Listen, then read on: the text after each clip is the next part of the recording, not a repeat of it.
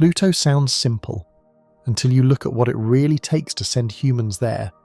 It is not just far, it is where distance, radiation, isolation, power, and survival all become extreme at the same time. We already sent a probe to Pluto.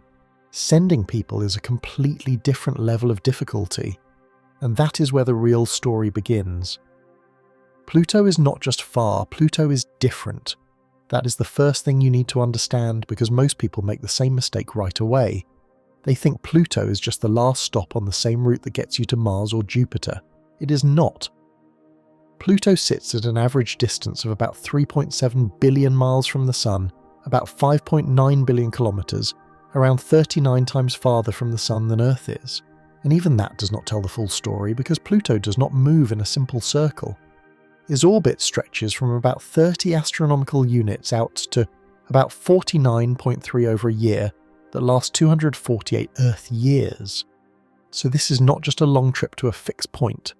It is a mission to intercept a moving world on a huge, tilted, stretched out path in the outer solar system. That changes everything. It changes when you launch. It changes how much energy you need. It changes how fast you arrive. It changes how much power your spacecraft has left when it gets there. Pluto is not sitting there waiting in a stable setup that works the same way every time. The target itself moves through a very large range of conditions.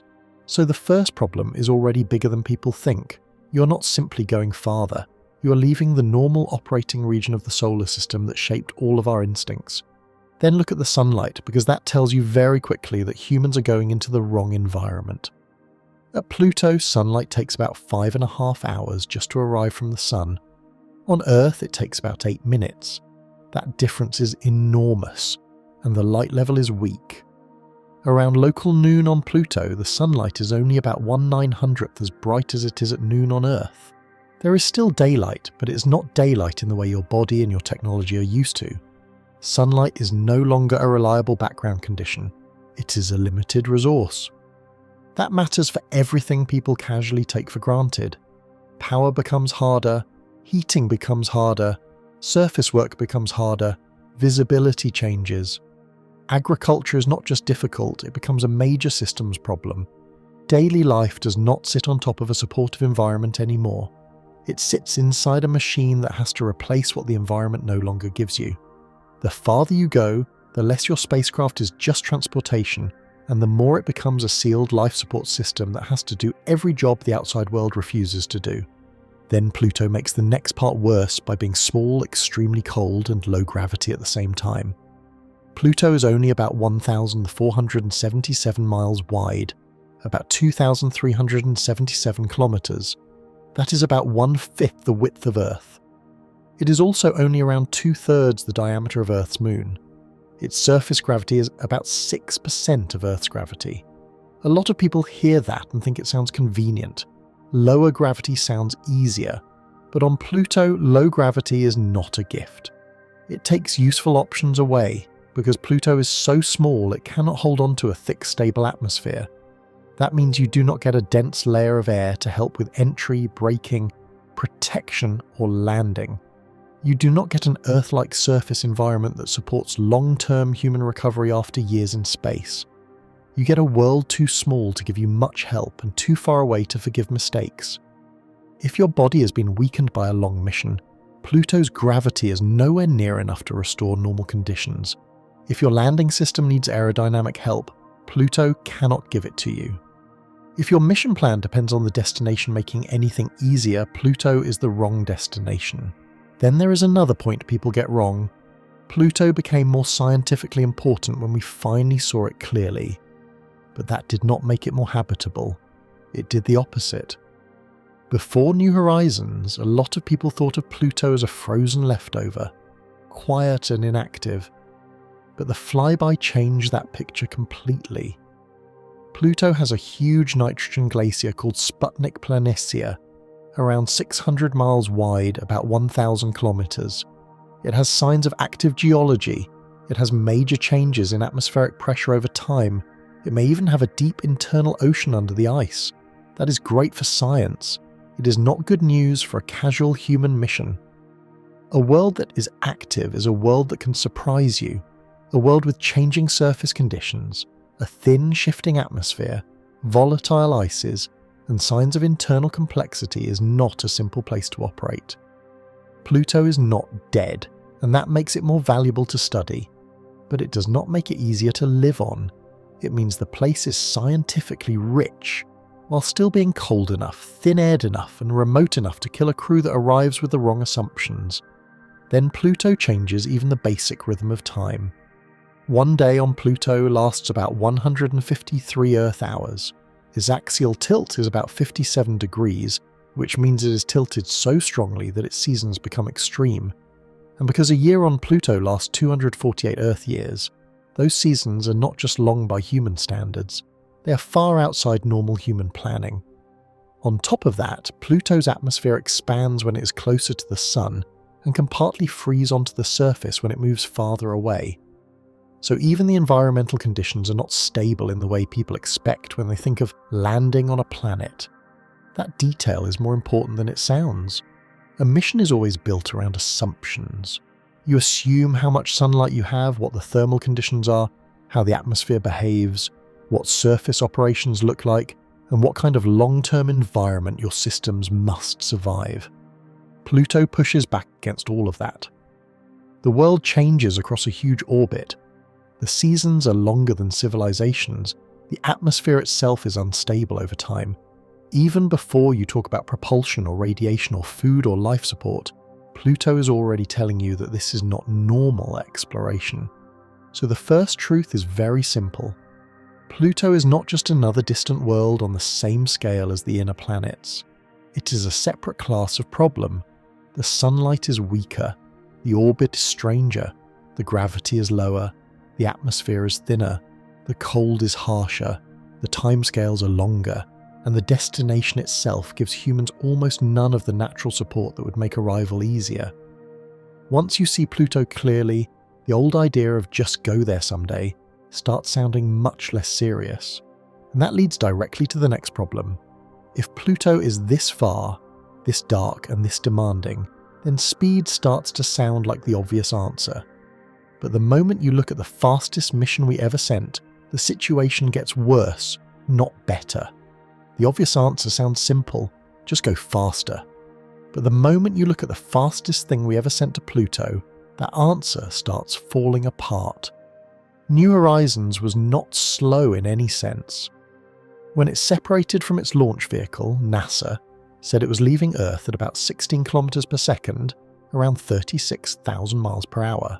At the time, that made it the fastest spacecraft ever launched. It reached the distance of the Moon's orbit in about 9 hours. Apollo took about 3 days to cover that kind of distance. That comparison matters because it removes one of the most common bad assumptions right away. People hear that Pluto is too far and they say, we just need a bigger rocket.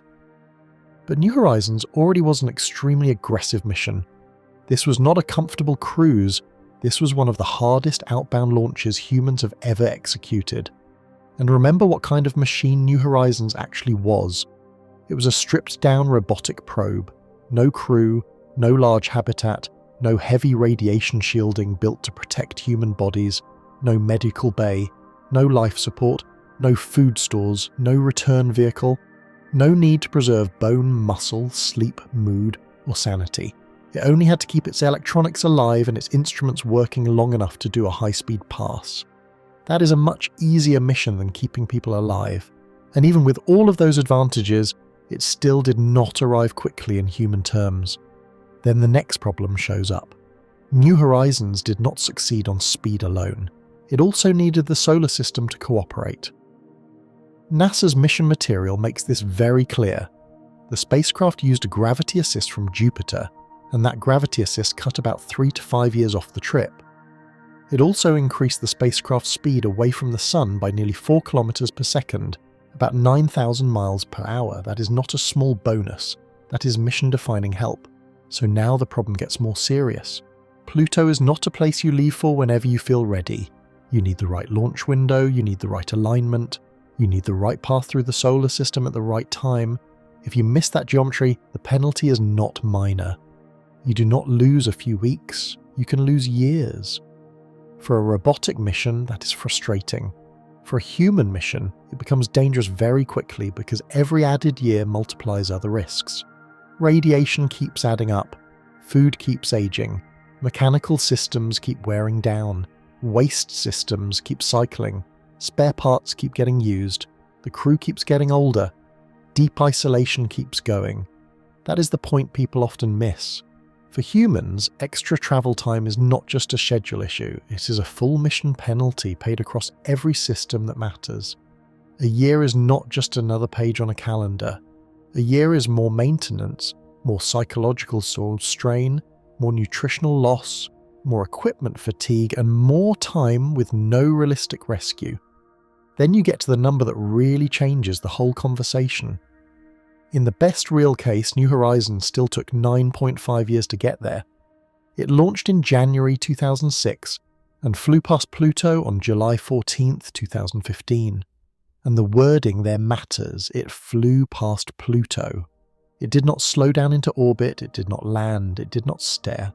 It arrived at very high speed, did its science during the flyby, and continued onward. That is a very different thing from a human mission. A lot of people hear 9.5 years and think that is long but manageable, or they say a crew mission would just take longer. That is exactly the wrong way to think about it. A crew mission that takes longer is not just a bigger version of the same idea. It is a different class of problem. Every extra year means more accumulated radiation dose. Every extra year means more shelf life pressure on food. Every extra year means more possible failures in pumps, seals, electronics, valves, sensors and software. Every extra year means more stress on the life support system. Every extra year means more time that the crew must stay physically capable, mentally stable, medically supported, and operationally sharp. And all of that is happening with no fast return and no practical help from Earth. Then the timing problem gets even worse, because New Horizons showed how narrow the good opportunity really was. NASA's 2006 launch material laid this out in plain terms. If the spacecraft launched in the right window and used the Jupiter gravity assist, it could reach Pluto by 2015.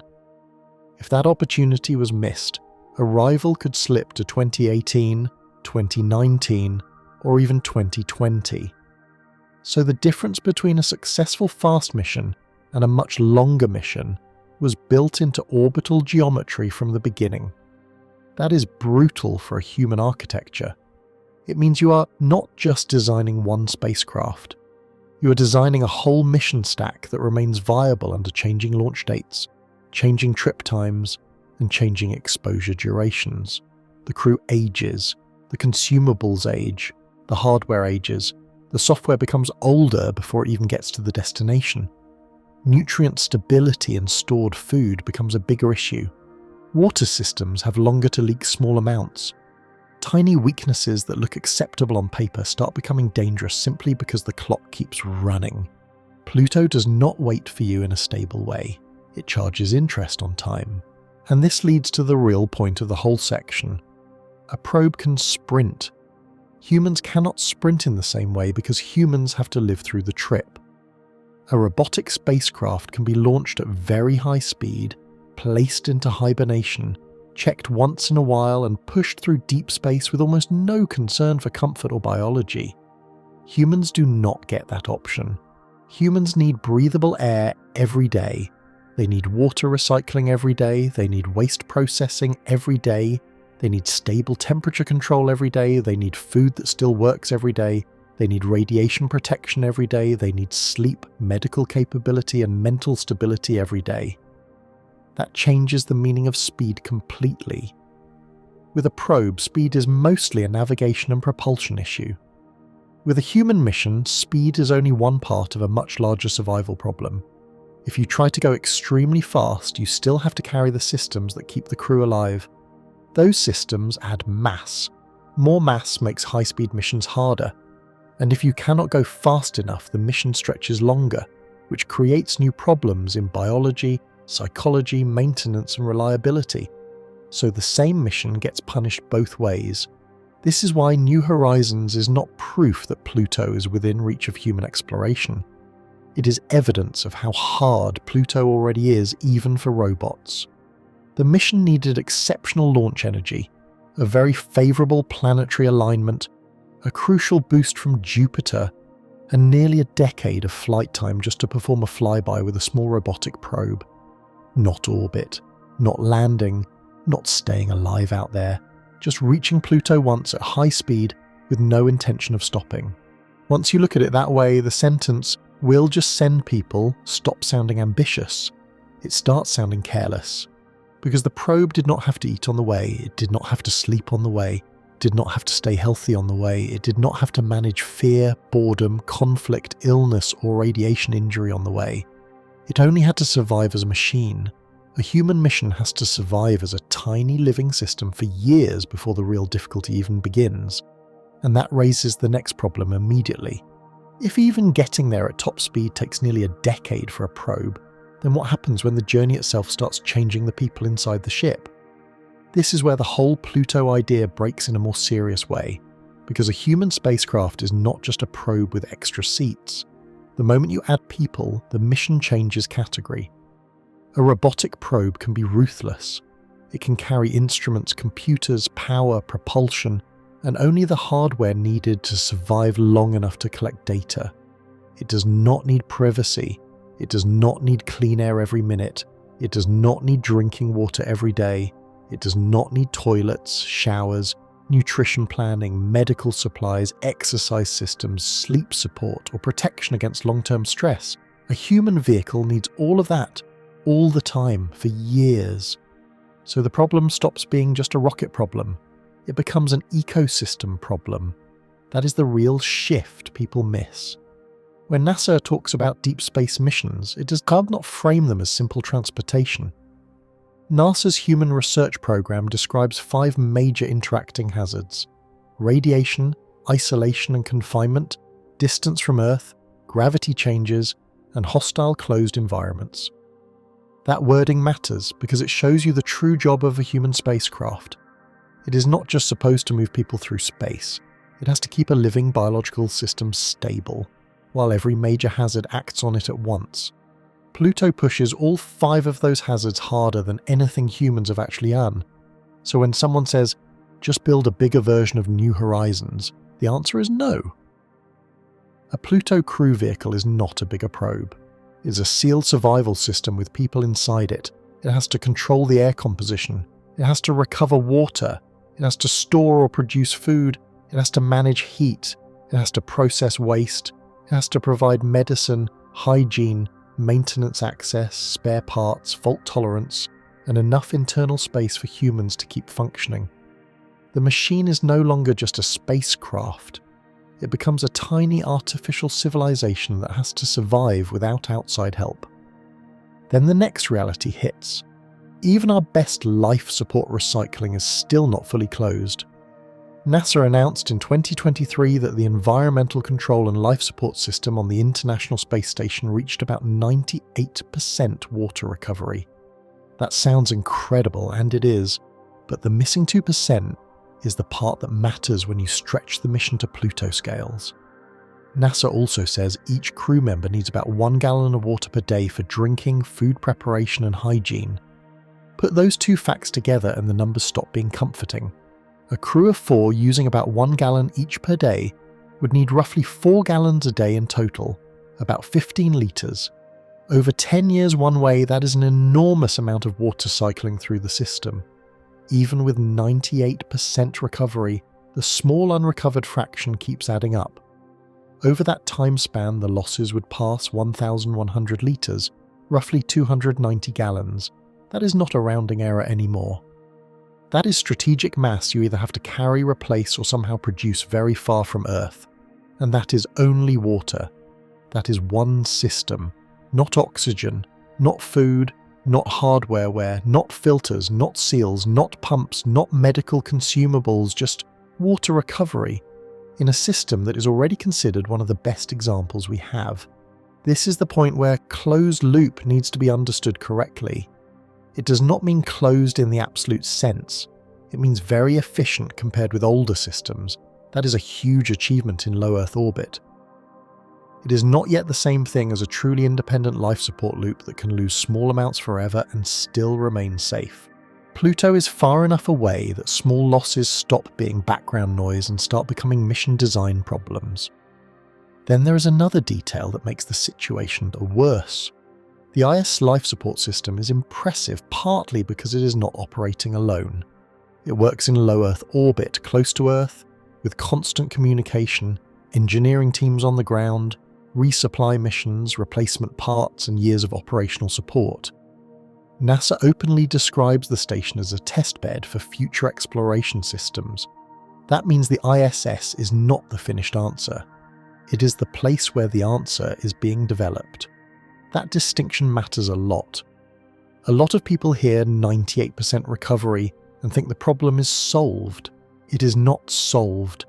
It is being tested in the safest possible version of space compared with deep space. If something breaks badly on the station, experts on Earth can respond immediately.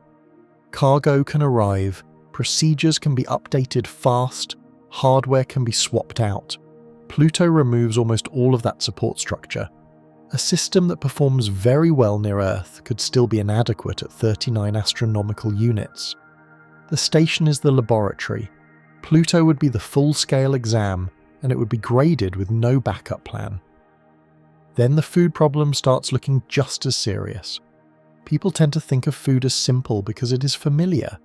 Bring enough calories, pack it well, and you are done. But that stops being true on very long missions. NASA's space nutrition research says standard ISS food typically has a shelf life of about 1.5 to 3 years before some quality measures and nutrient levels degrade too far. For future Mars missions, researchers have pushed toward about 5-year shelf life. Even then, newer NASA work says some critical nutrients still do not last long enough for multi-year missions. That is already a problem for Mars-class planning, and Pluto is much worse. Pluto is not asking for a slightly extended supply chain. It is asking for food to remain safe, nutritious, acceptable, and psychologically tolerable over durations that go beyond current operational human spaceflight. It is not only about avoiding spoilage in the normal everyday sense, it is about whether vitamins remain effective, whether texture and taste degrade, whether packaging mass becomes too large, whether variety stays high enough to protect morale, and whether the crew can stay healthy enough to work when they finally reach the destination. That last part matters. The goal is not just to keep a crew technically alive, the goal is to keep them physically and mentally capable. A Pluto crew cannot arrive half-broken, nutritionally depleted, emotionally exhausted, and cognitively dulled after years in transit. If that happens, then reaching Pluto does not help you. You still have to operate there, and Pluto is not forgiving. This is why the whole idea has to be understood differently. A crew mission is not a harder version of a probe mission. It is a different engineering problem from the ground up. A probe can accept risks that would be completely unacceptable for humans. A probe can fail silently. A probe can miss maintenance that a human crew cannot miss. A probe does not need private space, long-term sleep quality, exercise design, behavioral health, fresh food, or autonomous medical care. A probe can rush past Pluto once, collect data, and call that success. Humans cannot do that. The instant you put people on board, the mission stops being about sending hardware and starts being about sustaining life. That changes every design choice. It changes mass, it changes power, it changes volume, it changes redundancy, it changes reliability standards, it changes maintenance demands, it changes how much radiation protection you need, it changes how much failure you can tolerate, which is almost none in the wrong subsystem, and this is the key correction that has to happen in your head. When you say send humans to Pluto, you're not talking about a transport mission with a crew attached. You are talking about launching a small self-contained living system into deep space and asking it to remain stable for years with minimal losses, no meaningful rescue, limited communication, and constant exposure to hazards that interact with each other. If that system cannot stay stable, then the mission is not delayed or difficult. It is doomed. That is why Pluto makes the human problem look so much bigger than the rocket problem. The rocket only starts the mission. The real mission is keeping the enclosed human world alive after launch. And right now, that enclosed world still leaks water, depends on support from Earth, struggles with long-duration food stability, and has never been proven at Pluto timescales. So once you understand that, the next question gets more uncomfortable. Even if the ship keeps working, what happens when years in deep space start changing the people inside it? The trip to Pluto does not just test your spacecraft, it starts changing the people inside it.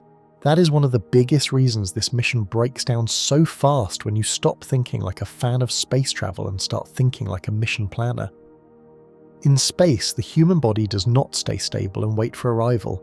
It changes the whole time. NASA says astronauts in microgravity can lose about 1% to 1.5% of bone density per month in weight-bearing bones, like the hips and spine during missions lasting 4 to 6 months. Another NASA explanation says it even more directly. Without strong countermeasures, weight-bearing bones become about 1% less dense per month. That is a very serious number. On Earth, bone loss from aging is much slower. In space, the process is faster because the body is no longer carrying normal weight. That means a Pluto mission is not just a long transport problem, it is a long biological change happening in real time. The crew does not leave Earth in one physical condition and arrive in that same condition years later. Their bones are under different rules the entire way, their muscles are under different rules, their circulation is under different rules, their balance, posture and recovery are under different rules.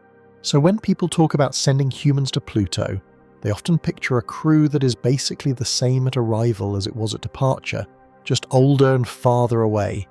That is not how space works.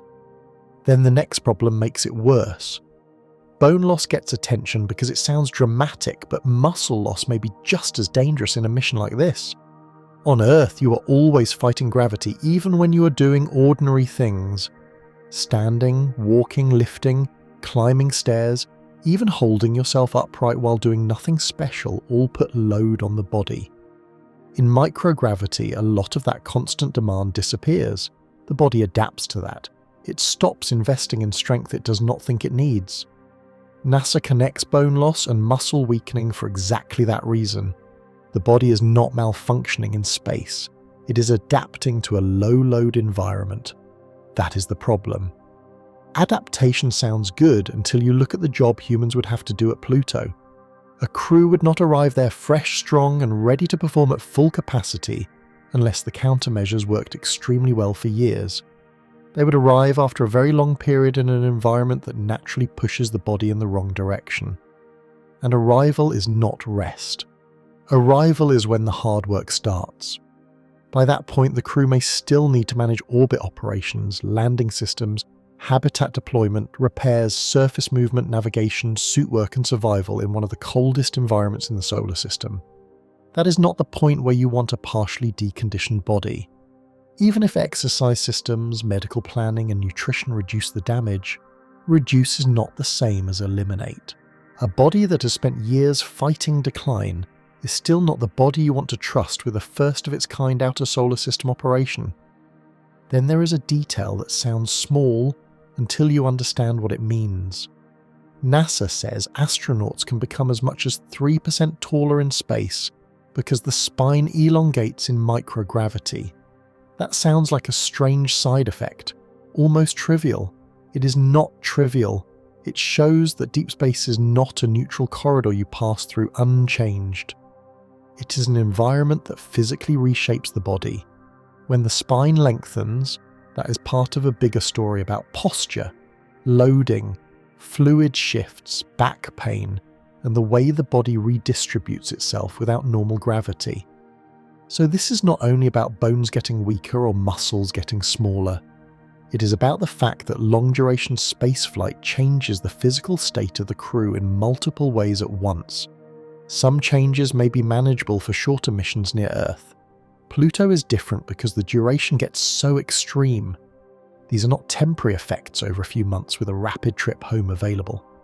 These are persistent conditions acting over years. That changes the way you should think about the crew. The crew is not just a group of trained people riding in a ship. The crew is a collection of biological systems under continuous stress in an environment that keeps applying that stress for a very long time. On a Pluto mission, Medicine is not a support topic.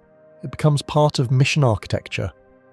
Then a common response shows up. People say fine, the crew will lose condition during the trip, but once they land, they can recover. That sounds reasonable until you look at Pluto's gravity. Pluto has only about 6% of Earth's gravity. That is more than microgravity, but it is nowhere near enough to give the body anything like normal Earth loading. So the destination does not fix the damage from the journey. This is a major difference between Pluto and a place like Mars. Mars does not have Earth gravity, but it still offers much more loading than orbit.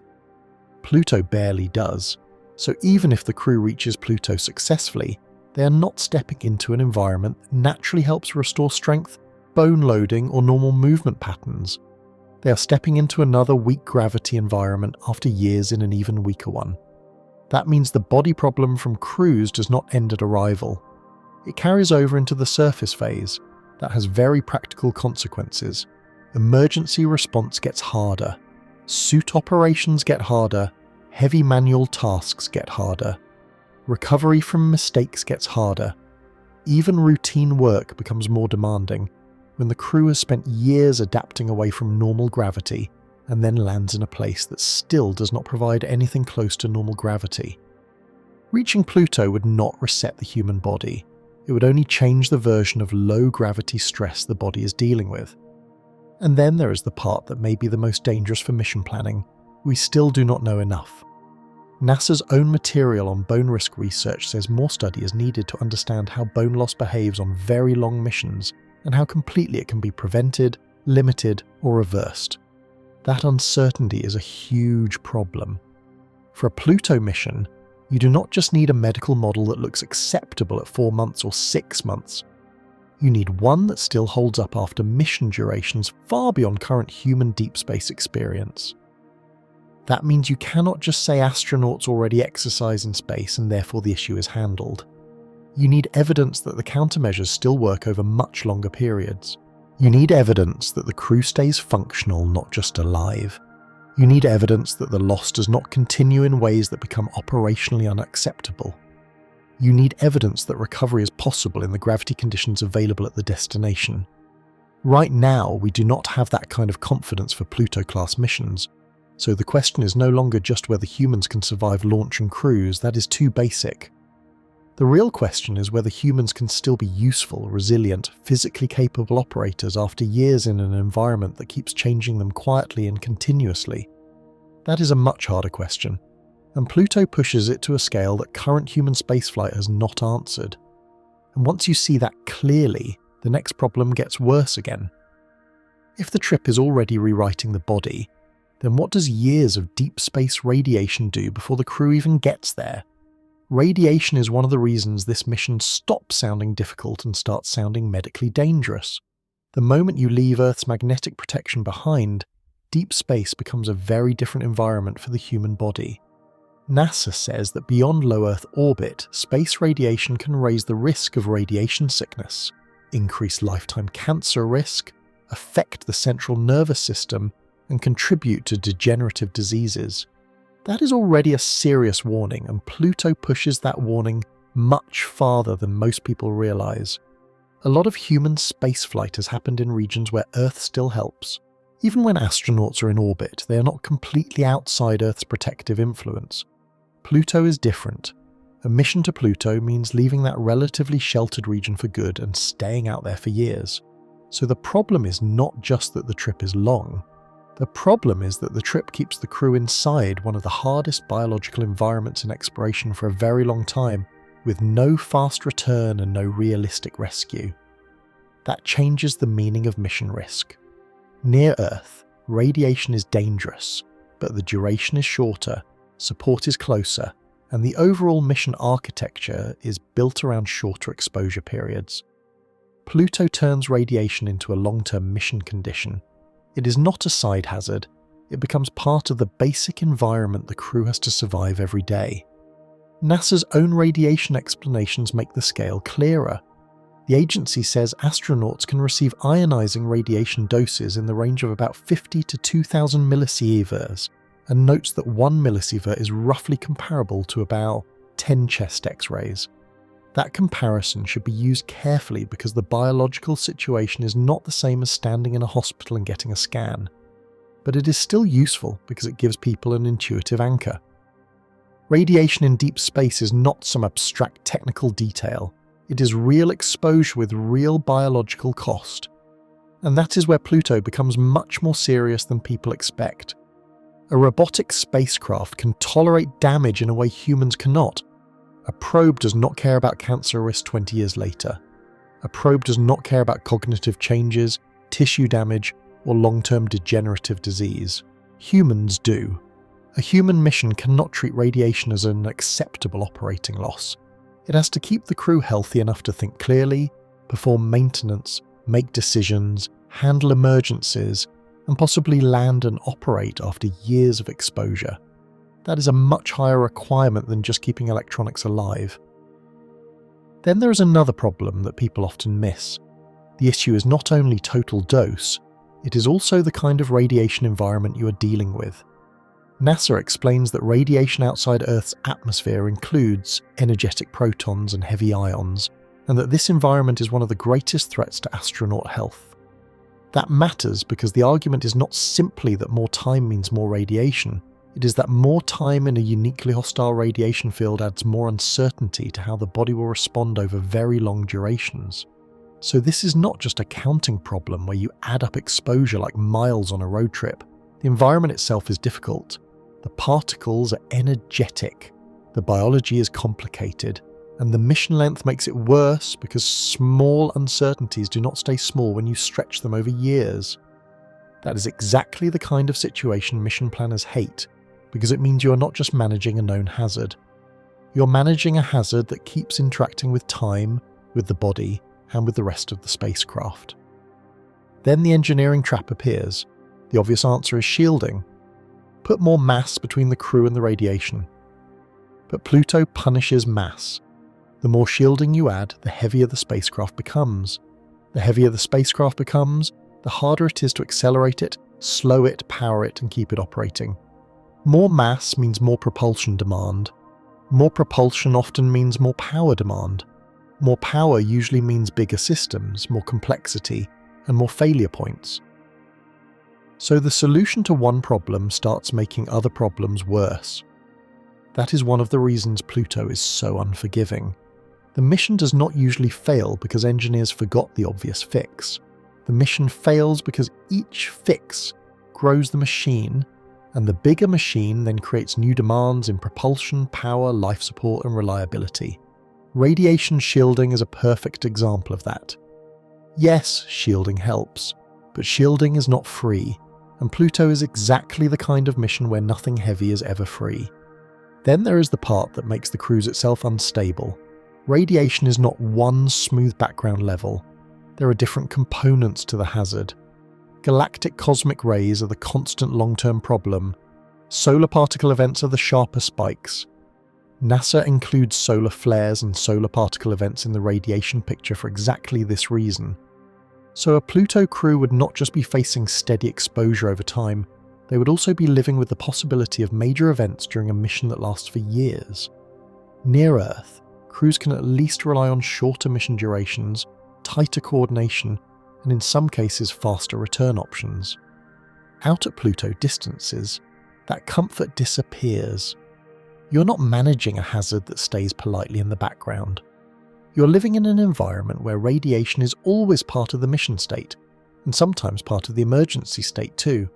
If something serious happens, Earth does not step in quickly. Communication delays are long, and operational choices must be made by the crew with what they already have on board. That changes the emotional logic of the mission too. People like to think of deep space travel as a matter of courage and engineering. Radiation reminds you that biology still gets the last word. The crew does not negotiate with cosmic rays. The crew does not talk a solar particle event into being less dangerous. They live with the exposure, and the spacecraft has to reduce it enough that the people inside remain functional. And this is where the word impossible starts sounding less dramatic and more technical. Some people will say humans can handle radiation if we just build enough shielding. But that answer is too simple. NASA already treats radiation as one of the core hazards even for missions much closer than Pluto. Pluto does not just ask for more shielding, it asks whether radiation, isolation, gravity loss, maintenance strain, distance from Earth and life support limits can all stay inside survivable bounds at the same time for a mission that may span decades depending on the architecture. That is a much harder question than just asking whether one person can survive high radiation for a while. A Pluto mission is a full hazard stack. The crew is not only absorbing radiation, the crew is also losing conditioning in low gravity, living in confinement, depending on closed-loop systems, aging during the trip, and operating far beyond practical rescue. Radiation becomes part of that whole system, not a separate line item. So when people say Pluto is effectively impossible for humans right now, that is not hype. It is a fairly cold reading of the hazard picture.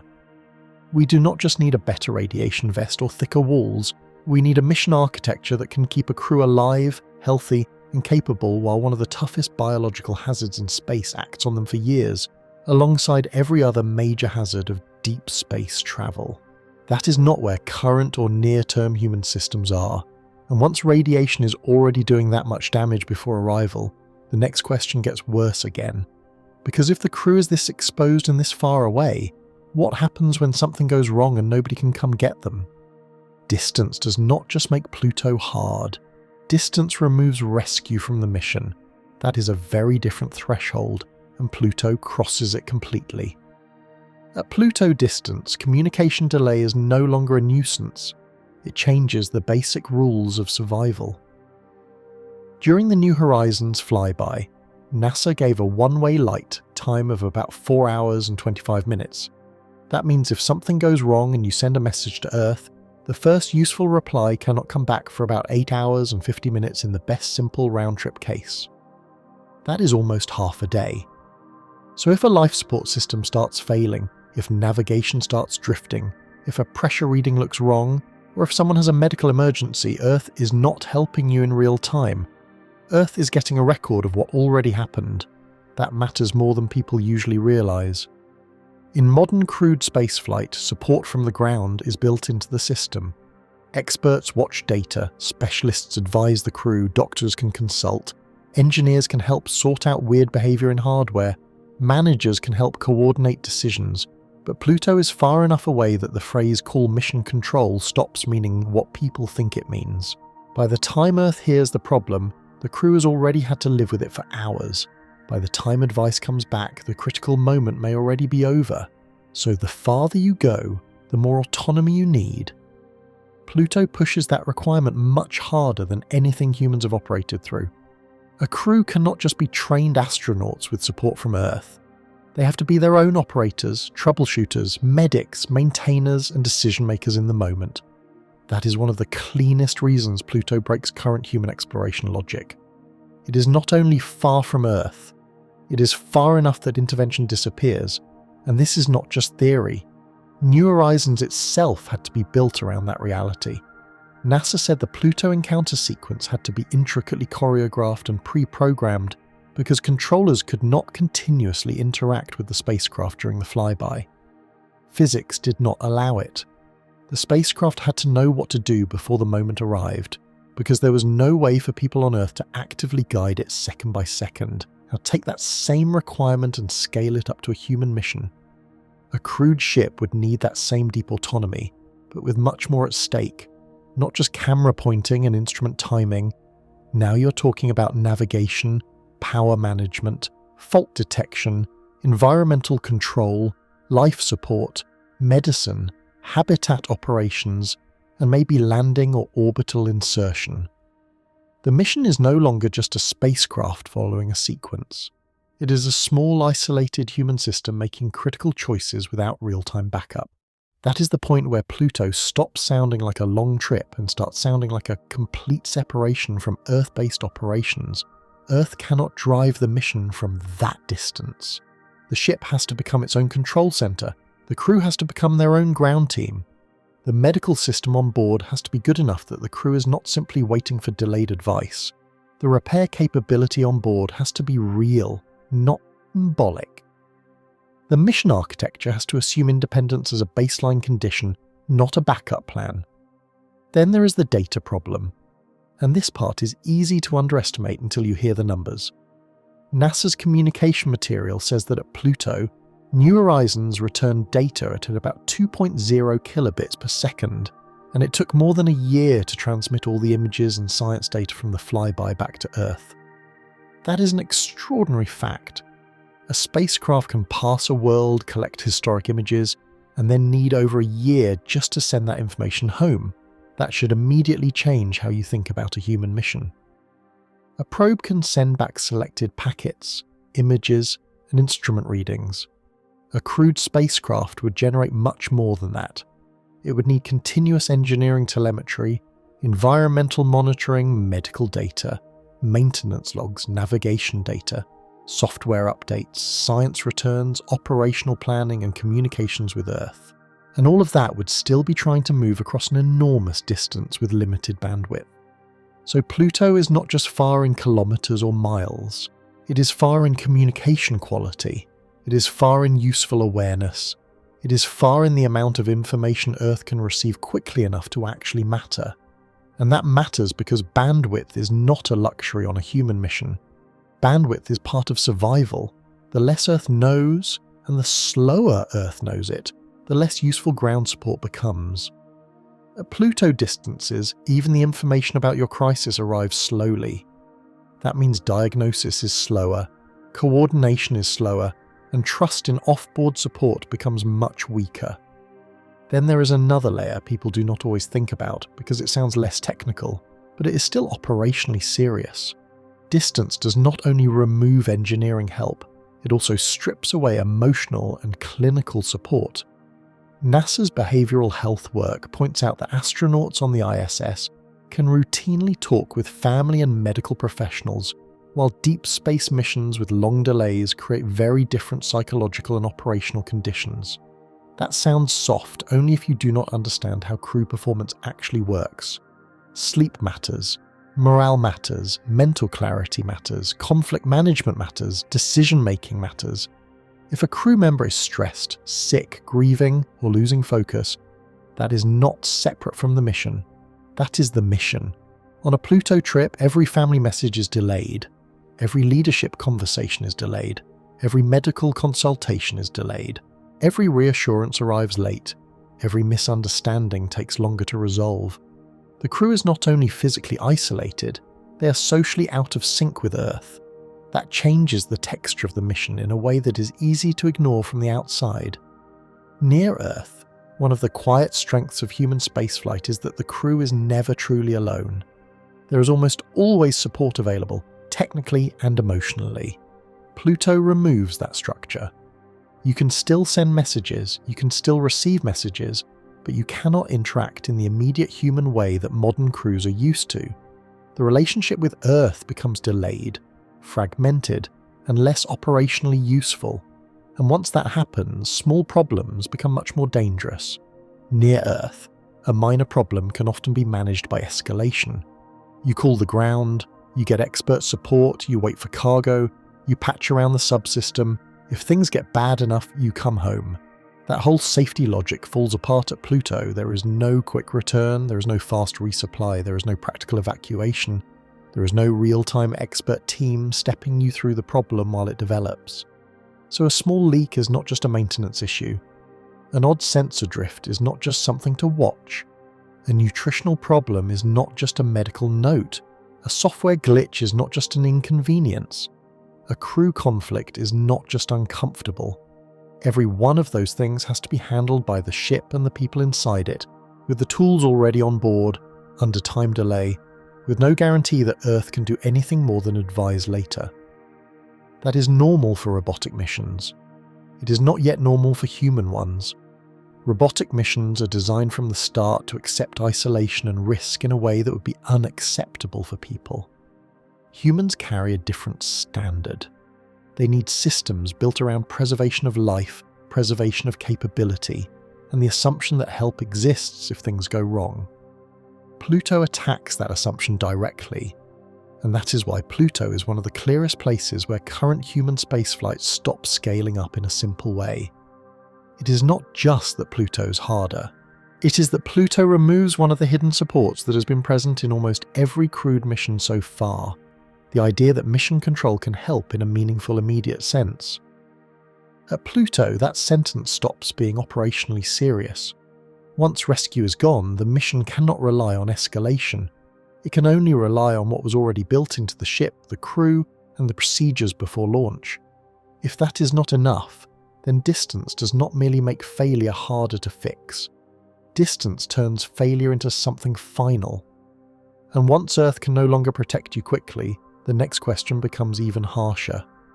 If the crew has to survive on their own that far out, where does the energy come from to keep everything alive in the dark and cold for all those years? Power sounds like a technical detail until you look at Pluto. Then it becomes one of the main reasons the mission starts falling apart. At Pluto, sunlight is too weak to be your default answer. NASA says noon on Pluto is only about 1/900th as bright as noon on Earth. That is not just a fact about lighting, it is a fact about energy. It means the sun is still there, but it is no longer giving you the kind of useful power background that people instinctively expect from space missions closer to Earth. That matters because a human mission does not just need power for a camera, a radio, and a computer. It needs power for heating, air handling, water processing, waste management, medical systems, communications, computing, lighting, monitoring, and exercise equipment, and everything else that keeps people alive. If the crew is on the surface, the same problem gets worse. The habitat still needs heat. The life support system still needs electricity. The communication system still needs power. None of that gets easier just because the mission arrived. So when the sunlight drops that low, the whole idea of a normal solar-powered mission starts looking weak very fast. This is where robotic and human missions separate again. A robotic probe can survive on a very tight power budget. It can shut things down. It can operate instruments one at a time. It can accept a slow pace. It can be designed around extreme discipline in energy use. Humans do not live that way. A habitat is not a sensor package. It is a constant electrical and thermal load. It has to stay alive every minute, not only during key mission events. That means Pluto is not asking for a slightly bigger solar array. It is asking for a completely different power philosophy. NASA's own power program makes that clear without needing dramatic language. NASA says radioisotope power systems are selected when they enable missions that other power sources cannot support, especially in the outer solar system where environmental conditions can rule out alternatives. NASA specifically points to the radioisotope systems used for Cassini and for New Horizons at Pluto as examples built for deep space missions where sunlight is severely limited. That is the quiet official version of a very hard truth.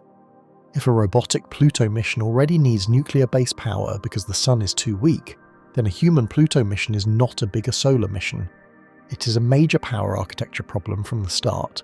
That is the point people usually underestimate. Once your robotic spacecraft already needs radioisotope power just to survive and operate, the jump to humans is not small. Humans need much more energy, much more continuously, and with much less tolerance for interruption. A probe can survive a power shortfall by doing less science or shutting systems down. A crew cannot survive a power shortfall that way for long. If heating drops too far, people die. If air circulation fails, people die. If water recovery stops, the countdown to crisis starts immediately.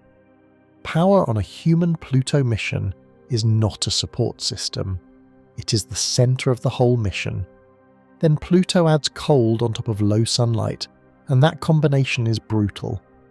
NASA lists Pluto's average temperature at about -387 degrees Fahrenheit, about -232 degrees Celsius.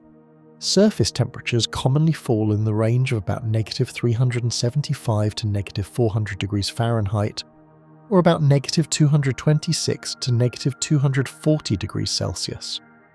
Those numbers are not background flavor. They define the engineering fight. In that environment, Power is not only about running equipment, it is about keeping the spacecraft, the habitat, the fluids, the seals, the electronics, and the people at temperatures where they can keep functioning. That changes the math everywhere. Electronics care about temperature, batteries care about temperature, mechanical parts care about temperature, fluids care about temperature, pressure seals care about temperature, life support hardware cares about temperature. The crew obviously cares about temperature. So Pluto creates one of the worst combinations a human mission can face. The environment is darker, which reduces easy access to solar energy, while also being colder, which raises the need for dependable energy. The more hostile the outside gets, the more the inside has to fight back, and that fight costs power every second.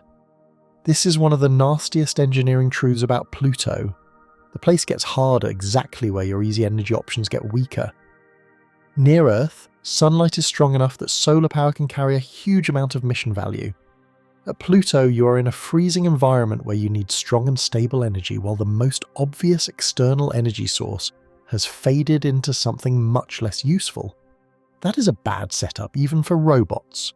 For humans, it becomes a systems-level barrier. Then look at what kind of advanced studies start appearing the moment people try to think seriously about Pluto missions.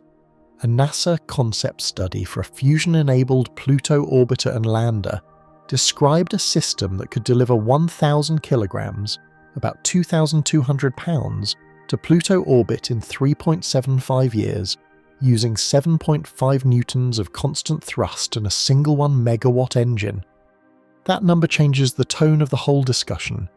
A megawatt is not a small step up from current deep space habits. It points to a different class of machine. That matters because it shows what the problem really is. Pluto is not waiting for a slightly better rocket stage or a modest upgrade in spacecraft design. Pluto is pushing mission designers toward power and propulsion regimes that are far beyond what defines current crewed deep space flight. And that study is still about a robotic mission. It is not carrying a human habitat. It is not carrying closed-loop life support, heavy shielding, food, medical systems, exercise systems, redundant environmental control, and all the other mass and power demands that people require. So even the advanced concept is already telling you that Pluto is separated from current human capability by more than one missing piece. If a serious robotic Pluto orbiter starts talking in megawatts, then a human Pluto mission is not just delayed by funding or caution. It is blocked by the fact that the power and propulsion class you would want does not belong to the same era as today's human missions. That is why Pluto feels so far away technologically, even when we already reached it with a probe. The probe proved access. It did not prove readiness for people, and this is where the whole section becomes very simple. Courage is not the limiting factor. Crew quality is not the limiting factor. Ambition is not the limiting factor. If the ship cannot generate and manage enough stable power in a dim and freezing environment for years, then the mission is over whether the crew is brave or not. You can select the best astronauts on Earth.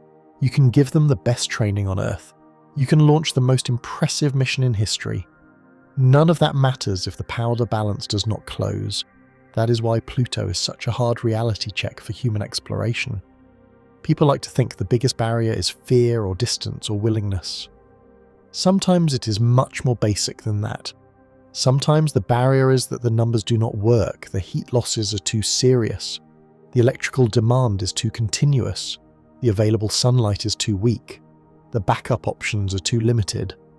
The advanced alternatives belong to a future level of engineering, not the present one.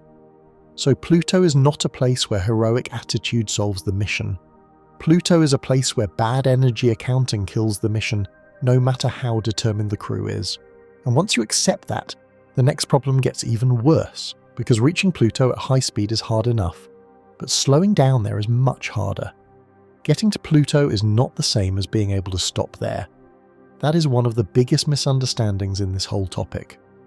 New Horizons reached Pluto, but it did not do what a human mission would actually need. It did a flyby. It passed through at very high speed, collected data, and then kept going.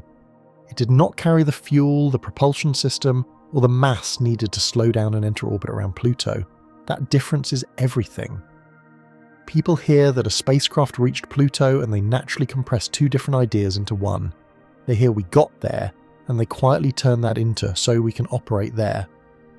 But those are not the same thing.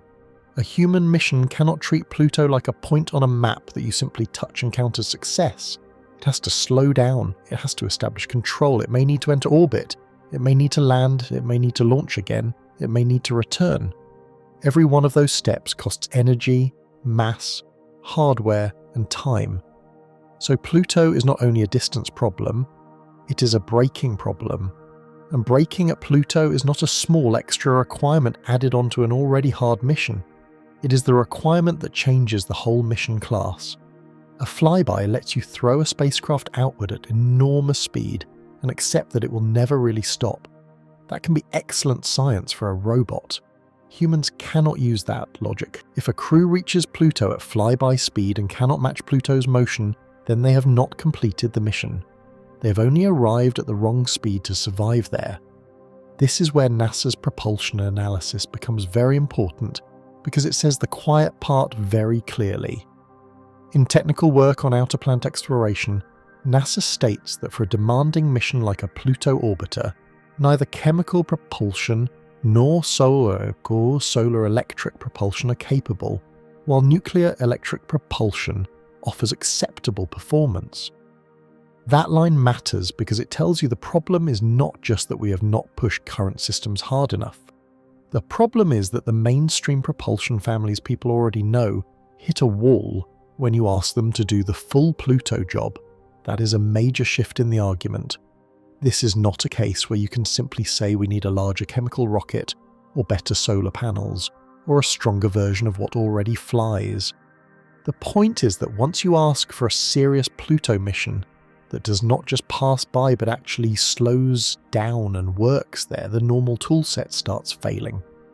And if that is true for a robotic Pluto orbiter, then the human version becomes much worse, because the human version carries much more mass and tolerates much less risk.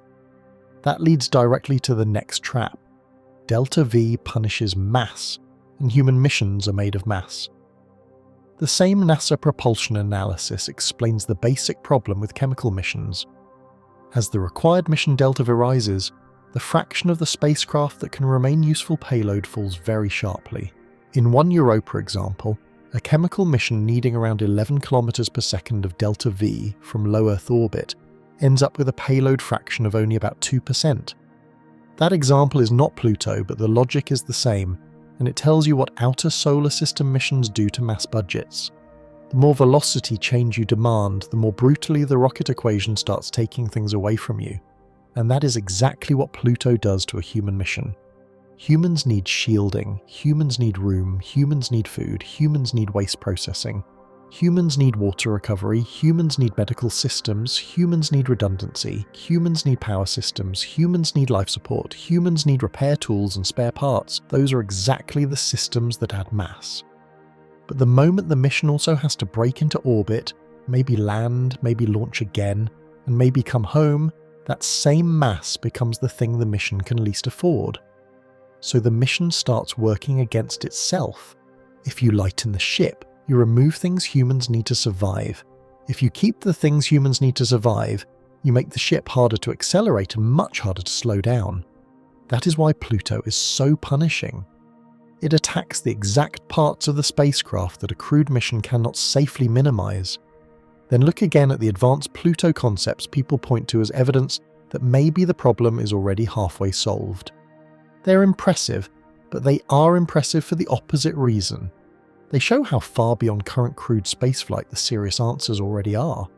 The fusion-enabled Pluto study does not sound like a modest upgrade to current exploration. It talks about megawatt power, constant thrust advanced propulsion, and meaningful robotic payload delivered to Pluto orbit on a very different class of vehicle. That is not a comfort, it is a diagnosis. It tells you what kind of machine people start imagining when they want to do Pluto properly. And that machine is not close to the systems that define current crewed deep space architecture. It is not Apollo stretched larger. It is not Orion pushed farther.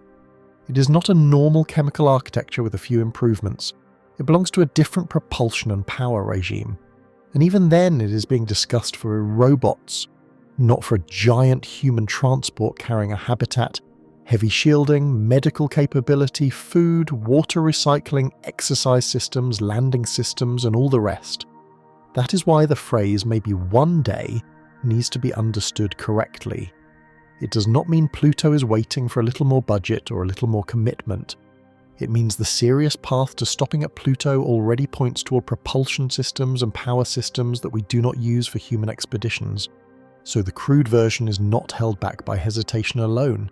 It is held back by missing hardware at a very deep level. And this leads to the most important point in the section. Pluto does not care that you can hit it. Pluto cares whether you can match it. People naturally think of speed as success. Go faster, get there sooner, solve the problem. That instinct works up to a point. New Horizons use that logic very well for a flyby. But once you are talking about people, speed only helps if you can later remove that speed without destroying the mission's mass budget. That is the real challenge. The mission is not won when you throw a spacecraft outward from Earth. The mission is only won if, at the far edge of the solar system, after all those years, with all that mass, you can still shed enormous velocity and enter a controllable state. For robots, a flyby can be enough. For people, a flyby is not arrival. It is failure delayed until later in the trip. And that changes how you should hear the sentence, "Humans could go to Pluto someday." The real question is not whether we can launch something toward Pluto. We already proved that. The real question is whether we can launch a heavy living system toward Pluto, keep it alive for years, and then slow it down enough to make the destination usable. Right now, that is where the idea starts breaking. Because the moment you stop talking about reaching Pluto and start talking about staying there, another problem comes into view. The destination itself is scientifically amazing, but operationally it is one of the worst places humans could choose. Pluto is fascinating to study, but that does not make it a good place for humans. In fact, the closer you look, the worse it gets for human operations. The cold alone changes the entire mission. Pluto's average temperature is about -232 degrees Celsius, -387 degrees Fahrenheit, and surface temperatures can range from about -226 to -240 degrees Celsius, or -375 to -400 degrees Fahrenheit. Those numbers are not just there to sound extreme, they control everything. At those temperatures, the environment is not merely uncomfortable.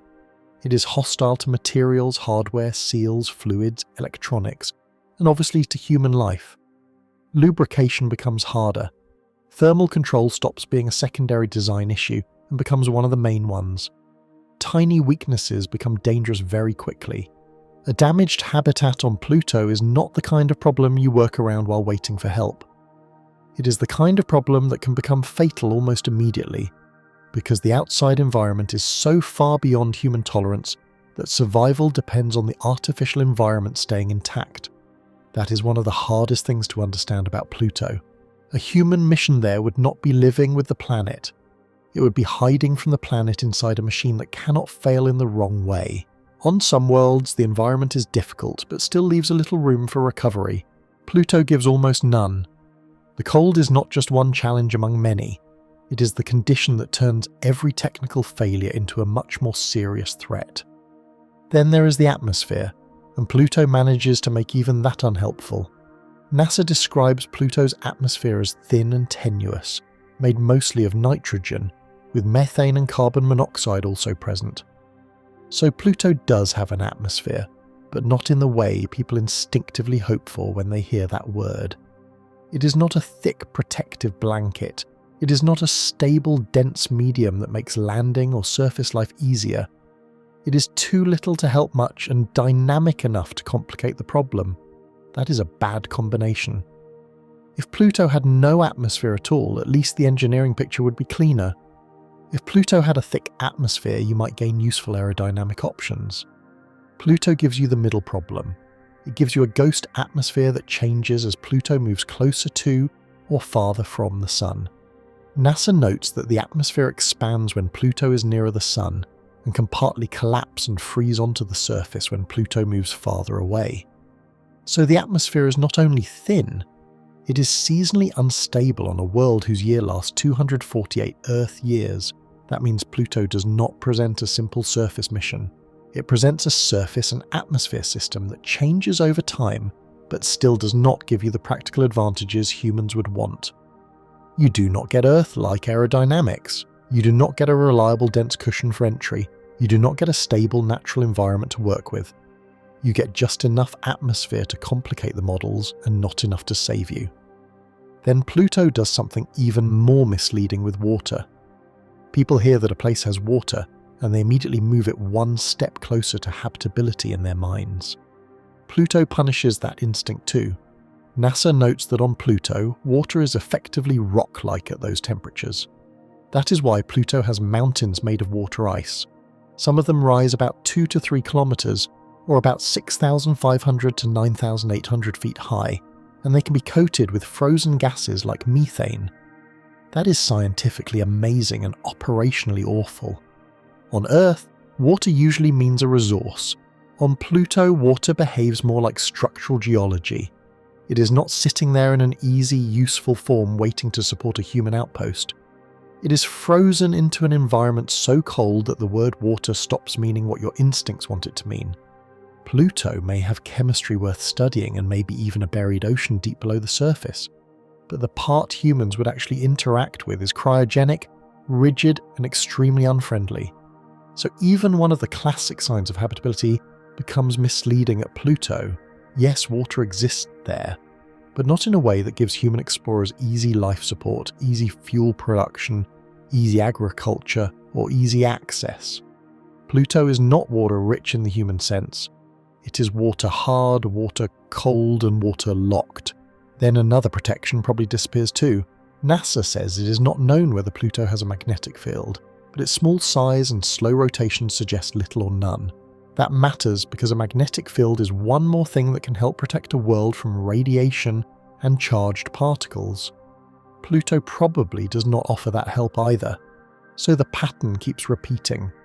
Low gravity, weak sunlight, extreme cold, thin atmosphere, and likely little magnetic protection.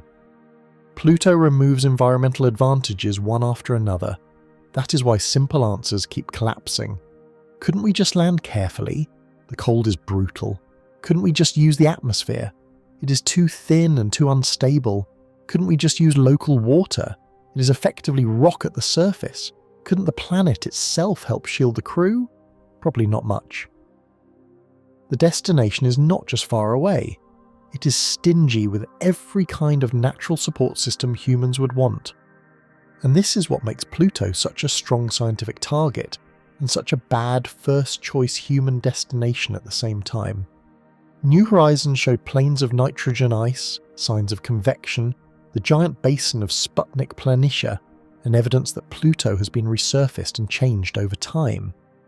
That made Pluto more interesting than expected. It showed that Pluto is active, not dead. It showed that the outer solar system can still surprise us badly if we assume too much.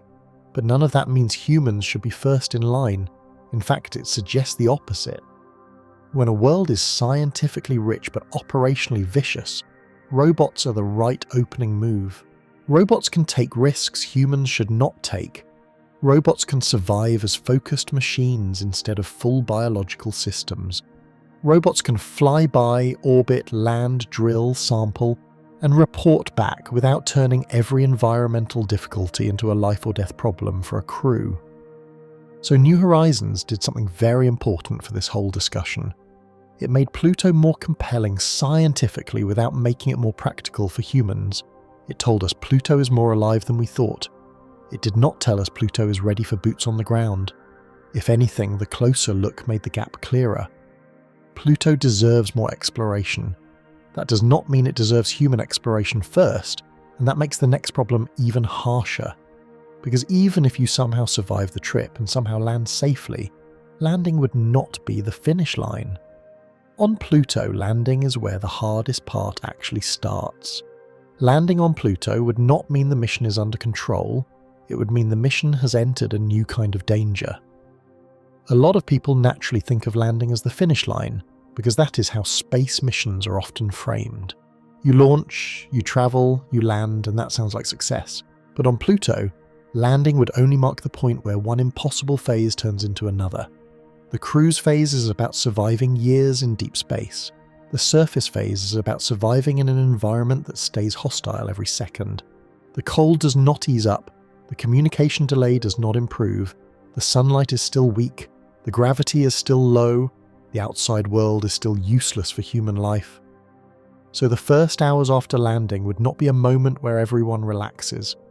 They would be a moment where every critical system is tested at once.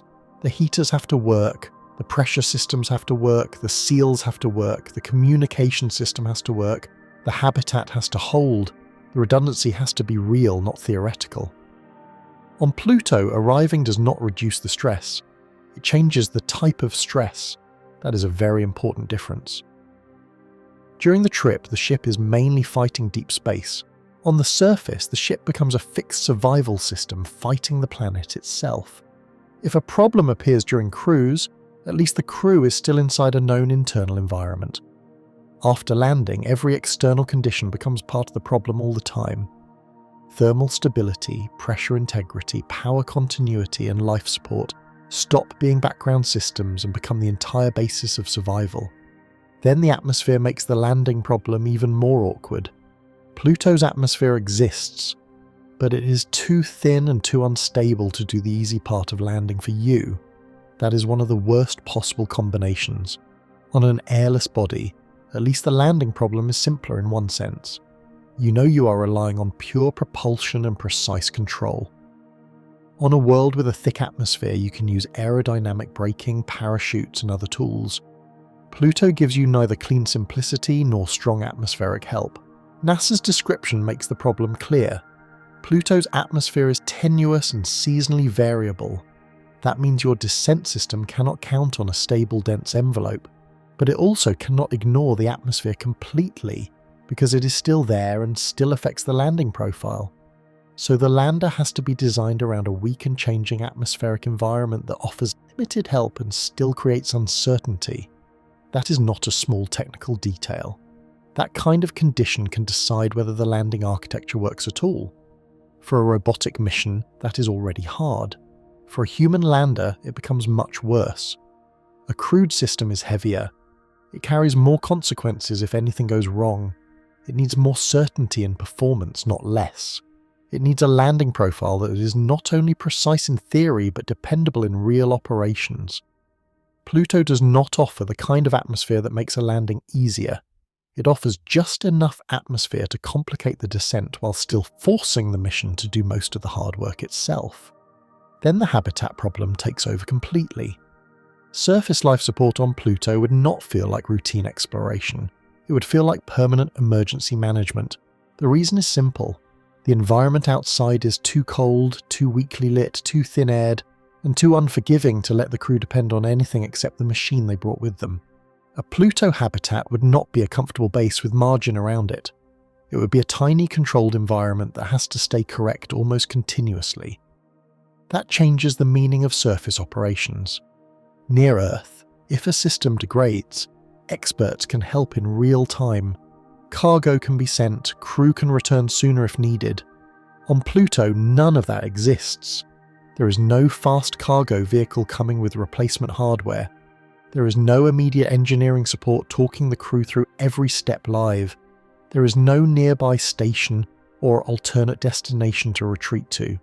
If a habitat subsystem starts failing, the crew has to solve it with what is already on site, under delay, in one of the harshest environments in the solar system. So you would not really be living on Pluto in the normal sense.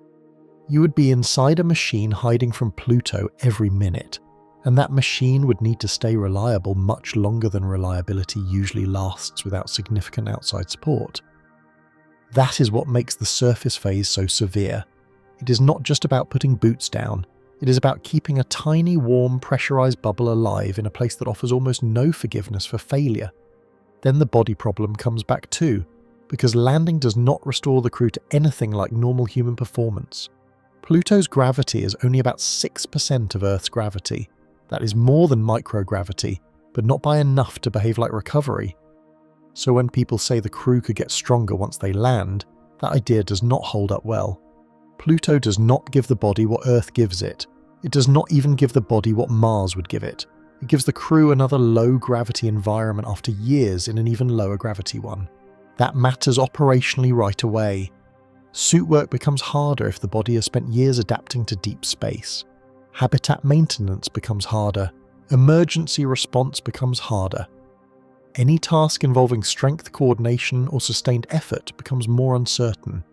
And unlike on a shorter mission, the crew is not doing these tasks in a forgiving setting.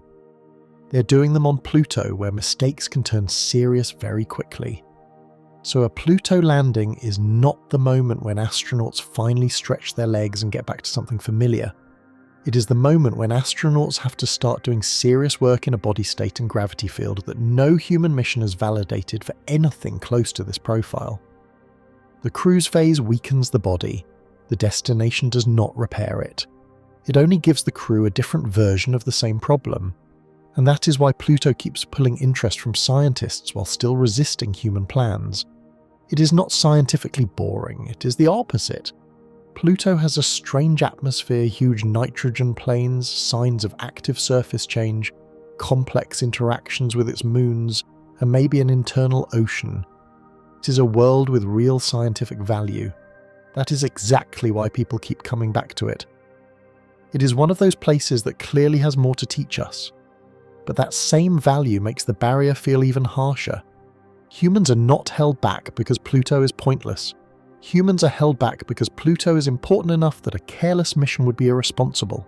If a world is this distant, this hard to reach, this hard to stop at, this cold, this dim, this weak in gravity, and this demanding on life support, then the mission architecture has to be far better than what we currently have for crewed deep space. That is the real line between fantasy and responsibility. So the correct conclusion is not that Pluto should never be explored by humans. The correct conclusion is that landing there someday would require a level of reliability, autonomy, medical capability, power stability, and life support performance that current human systems do not yet provide. The world is worth the effort eventually. That is exactly why it cannot be approached casually now. And once you accept that landing is only the beginning of the hardest part, the next problem becomes even more serious. Because even if every machine works and every procedure holds, the crew still has to survive something much quieter and slower. Years of isolation that stop being a mood problem and start becoming part of the physics of the mission. Isolation sounds soft until you put it inside a Pluto mission. Then it becomes part of the engineering. NASA's behavioral health work says prolonged isolation and confinement can raise the risk of anxiety, depression, disrupted sleep, lower morale, and worse decision-making. On a short mission near Earth, that is already serious. On a Pluto mission, it becomes central. A crew that cannot sleep well, think clearly, handle conflict, and stay motivated is not just uncomfortable. That crew becomes less capable of operating the systems keeping everyone alive. That is the shift that matters. People usually treat psychology like a background subject next to rockets, radiation, and life support. But on a Pluto mission, the human mind is not background. It is part of the machine. If attention starts slipping, maintenance suffers. If morale breaks down, discipline suffers. If sleep collapses, judgment suffers. If conflict builds up, teamwork suffers. And on a mission that depends on tight procedures, delayed communication, and almost no room for error, those are not emotional side issues. They are mission failures starting early. Then NASA gives a comparison that makes the whole problem feel much more real. The agency has said future deep space crews may live together for multiple years in a space roughly the size of a studio apartment. That one comparison strips away a lot of fantasy very quickly.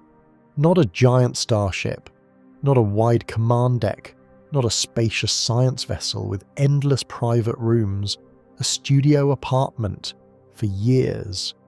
And now add the real conditions around that. No open window, no fresh air, no real walk outside, no sudden trip home, no quick change of scene, no true solitude, unless the design creates a small version of it. No social world except the people already there. Pluto takes that setup and stretches it to an extreme. The ship stops being just transportation. It becomes the only social environment the crew has. Every habit, every tension, every difference in personality, every bad day, every unresolved irritation stays inside the same walls. That is why this is not just isolation in the ordinary sense. It becomes a continuous interpersonal stress test. On Earth, people can separate, cool off, get outside, see new faces, or just leave a room and go elsewhere. On a Pluto mission, the crew cannot really leave the situation. They can only manage it better or worse.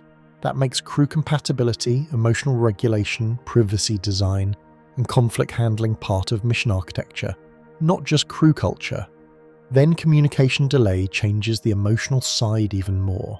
NASA points out that crews on the International Space Station can routinely talk with family and medical professionals, but deep space delays change that support structure dramatically. Pluto takes that change and makes it much harsher.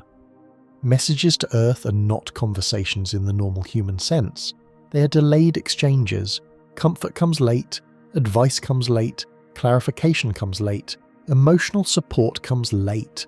That matters more than it sounds. If something joyful happens, the response is delayed. If something painful happens back on Earth, the crew receives it delayed and responds into delay. If there is conflict on board, outside mediation is delayed. If someone is struggling mentally, support from Earth is delayed. The crew is not just physically far away, they're emotionally out of sync with their own planet. That changes relationships in a very deep way. On near-Earth missions, a crew still feels connected to a living support network. On a Pluto mission, that network starts to feel more like a distant archive. Family is still there, but not in a real-time human way. Doctors are still there, but not in a real-time clinical way. Leadership is still there, but not in a real-time operational way. That means the crew has to carry more of the emotional and social weight themselves inside the same closed environment where the stress is already building. Then look at NASA's own countermeasures, because they show how seriously this problem is already taken. NASA highlights things like journals, privacy, windows, self-care, and even growing fresh vegetables as useful psychological supports. Those are smart ideas, and they tell you something important. Behavioral health is not treated as automatic. It has to be maintained on purpose. The agency is already building mental health into mission thinking, not leaving it to personality and optimism. But Pluto makes that much harder. The mission is longer. The communication delay is worse. The distance from Earth is more final. The routine is more repetitive. The consequences of poor performance are higher. So even the countermeasures have to level up. It is not enough to have morale boosters. The crew needs a mission design where psychological stability is built in deeply enough to survive long stretches of delay, monotony, and confinement without outside correction. That is why Pluto is not just more of the same compared with Mars thinking. It stretches the mental health problem into a place where the coping systems themselves need to be more autonomous, more dependable, and more complete. The mission cannot assume Earth will notice problems early and help manage them in time. The ship and the crew have to carry that burden locally. And that leads to one of the most dangerous habits on a mission like this, saying we'll deal with it later. That sentence is risky because isolation problems usually do not explode all at once. They build slowly. Sleep debt builds slowly. Resentment builds slowly. Monotony builds slowly. Grief builds slowly. Loss of focus builds slowly. Cognitive fatigue builds slowly. A crew can look functional on the surface while performance is quietly getting worse underneath. That is what makes the problem so dangerous. If an oxygen line fails, everyone sees it. If power drops, everyone sees it. If a crew dynamic starts eroding over months, or if someone's sleep pattern starts damaging their judgment, or if morale starts collapsing in a way that reduces discipline, the mission may not recognize the true scale until it is already affecting safety. And at Pluto distances, safety margins are too thin for slow invisible decline. So psychology stops being an accessory topic. It becomes one of the reasons the mission may fail, even if the major hardware still works. A crew can be technically alive while becoming less and less capable of running the ship well. On a short mission, that is dangerous. On a Pluto mission, that can become fatal because everything depends on sustained human performance over a very long time. That is why the phrase human Pluto mission still belongs to the future. The challenge is not only that the ship must survive, the people inside it must remain mentally sharp, socially stable, emotionally functional, and operationally disciplined over a duration that pushes far past the kind of support structure human crews are used to having. And once you accept that isolation itself can become mission physics, the next problem becomes very basic and very brutal. Because rockets are hard, radiation is hard, and psychology is hard, but people still have to do one ordinary human thing every single day: eat. Food sounds simple until you stretch the mission all the way to Pluto. Then it stops being a supply problem and starts becoming part of the survival system.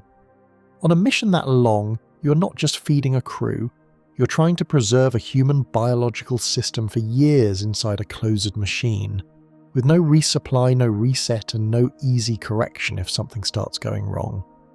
NASA's food system research already shows the limit of what we are comfortable with today. Standard ISS food generally lasts about 1.5 to 3 years before some quality measures and nutrient levels degrade too much. For future Mars planning, researchers have pushed towards shelf lives of around 5 years. That alone tells you how large the gap is. Pluto is not just farther than Mars in distance. It is farther in mission duration, which means food has to keep doing its job for much longer than current operational systems are really built for. And the job of food is bigger than people think. It is not just calories, it is vitamins, minerals, protein quality, texture, taste, variety, crew morale, digestion, waste, packaging mass, and long-term stability. If the food becomes nutritionally weak, the crew weakens. If it becomes repetitive and miserable, morale suffers. If it becomes bulky and heavy, the spacecraft suffers. If it produces too much waste, the life support system suffers. Food is not one more item on the manifest. It is the part of the mission that literally becomes the crew's body over time. That is why this problem is so important. People like to think of spacecraft as machines and food as cargo. But on a Pluto mission, food is not passive cargo. It is an active biological input that must stay reliable for years. If it fails slowly, the crew fails slowly. And a slow failure is still a failure when there is no resupply and no quick return. Then the situation gets worse because NASA is still actively trying to solve this for much shorter deep space futures. A 2026 NASA item on Bionutrients 3 says some nutrients critical to human health still do not have the shelf life needed for multi-year missions to the Moon, Mars, and beyond. That is a very serious statement because it shows this is not some distant hypothetical issue people are worrying about just for fun. It is a current research problem. Right now, that changes the whole tone of the Pluto discussion. Pluto is not being blocked by lack of ambition or lack of imagination. It is being blocked by the fact that even much nearer long-duration missions are still forcing NASA to invent more durable and more autonomous nutrition systems. If Mars is still pushing food science into active research, then Pluto is not the next step after Mars. Pluto is several major steps farther out. The problem is not that we do not want to solve it. The problem is that we are not done solving the closer version yet. Then there is a detail about the ISS that people often overlook, and it matters a lot here. NASA's food system material says fresh produce and preference foods are regularly delivered to the station and can make up around 20 to 25% of the food mix. That is easy to miss, but it tells you something important. Even our most successful long-duration human space platform still depends partly on periodic refresh.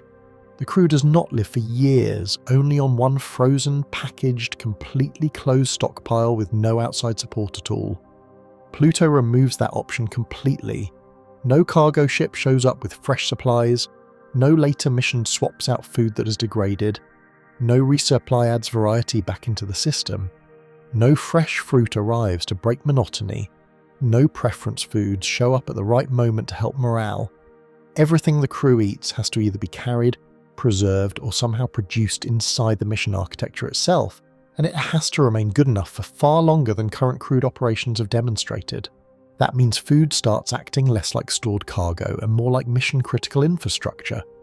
You're not simply packing meals, you're trying to maintain nutritional adequacy, food safety, and psychological acceptability across a duration that current deep space food design does not handle comfortably. The farther you go, the less lunch looks ordinary. Then one of the easiest bad answers has to be shut down too. People say fine, if food quality drops over time, then just add supplements. NASA's own space nutrition research directly argues against that shortcut. Supplements are not a full replacement for a food system. They do not provide calories. They do not replace the thousands of biologically active compounds found in whole foods. And supplements can degrade over time too.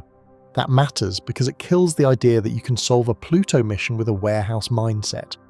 You cannot pack a giant locker full of vitamin pills and say nutrition is handled. The crew still needs actual food that remains meaningful to the body across years. They need enough energy. They need protein quality. They need micronutrients that stay viable. They need food that is still psychologically tolerable after endless repetition. They need a system that does not quietly become worse while everyone is focused on propulsion, radiation, power, and maintenance. This is one of Pluto's most brutal traits. Every weak shortcut gets exposed eventually. If your food system is narrow, the crew's health narrows. If your food system degrades, crew capability degrades. If your food system is technically sufficient on paper but unbearable in practice, morale degrades. And on a Pluto mission, degraded capability is not something you manage casually.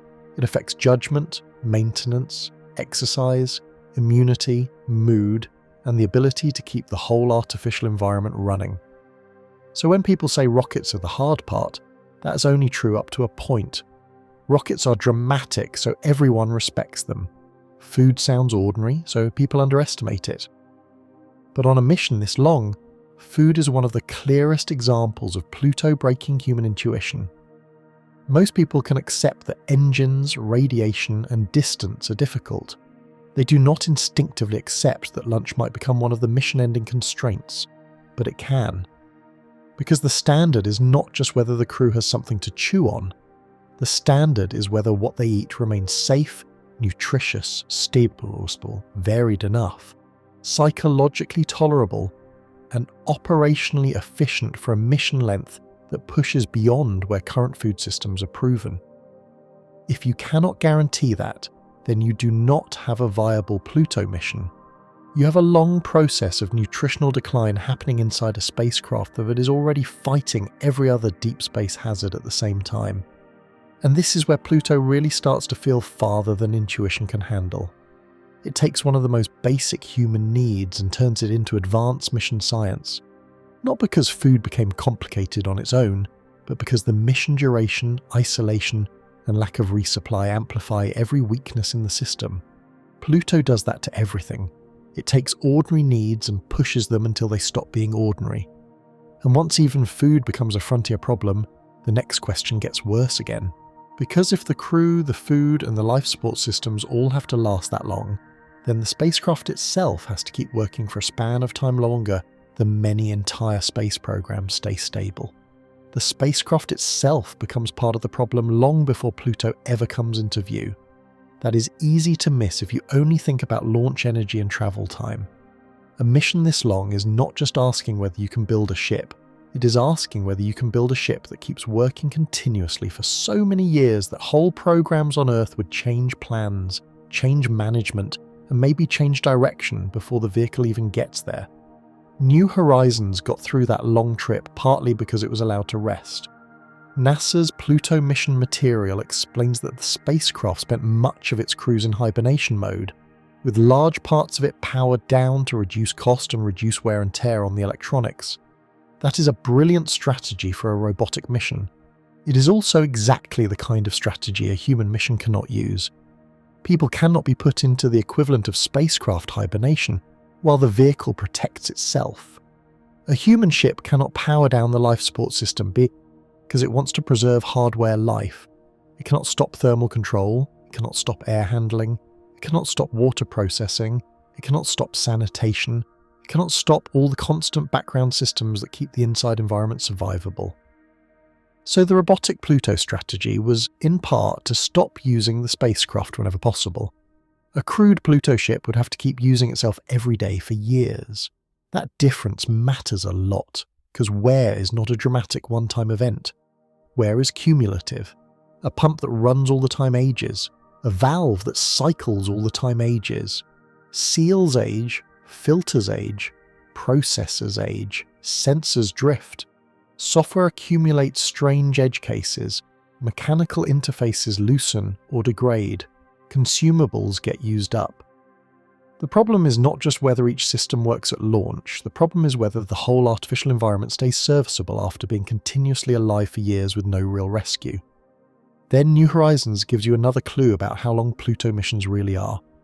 NASA says the spacecraft was woken from hibernation once a year for system checkouts, trajectory correction and maneuvers, calibration and maintenance activity, and those wake periods lasted about 50 days.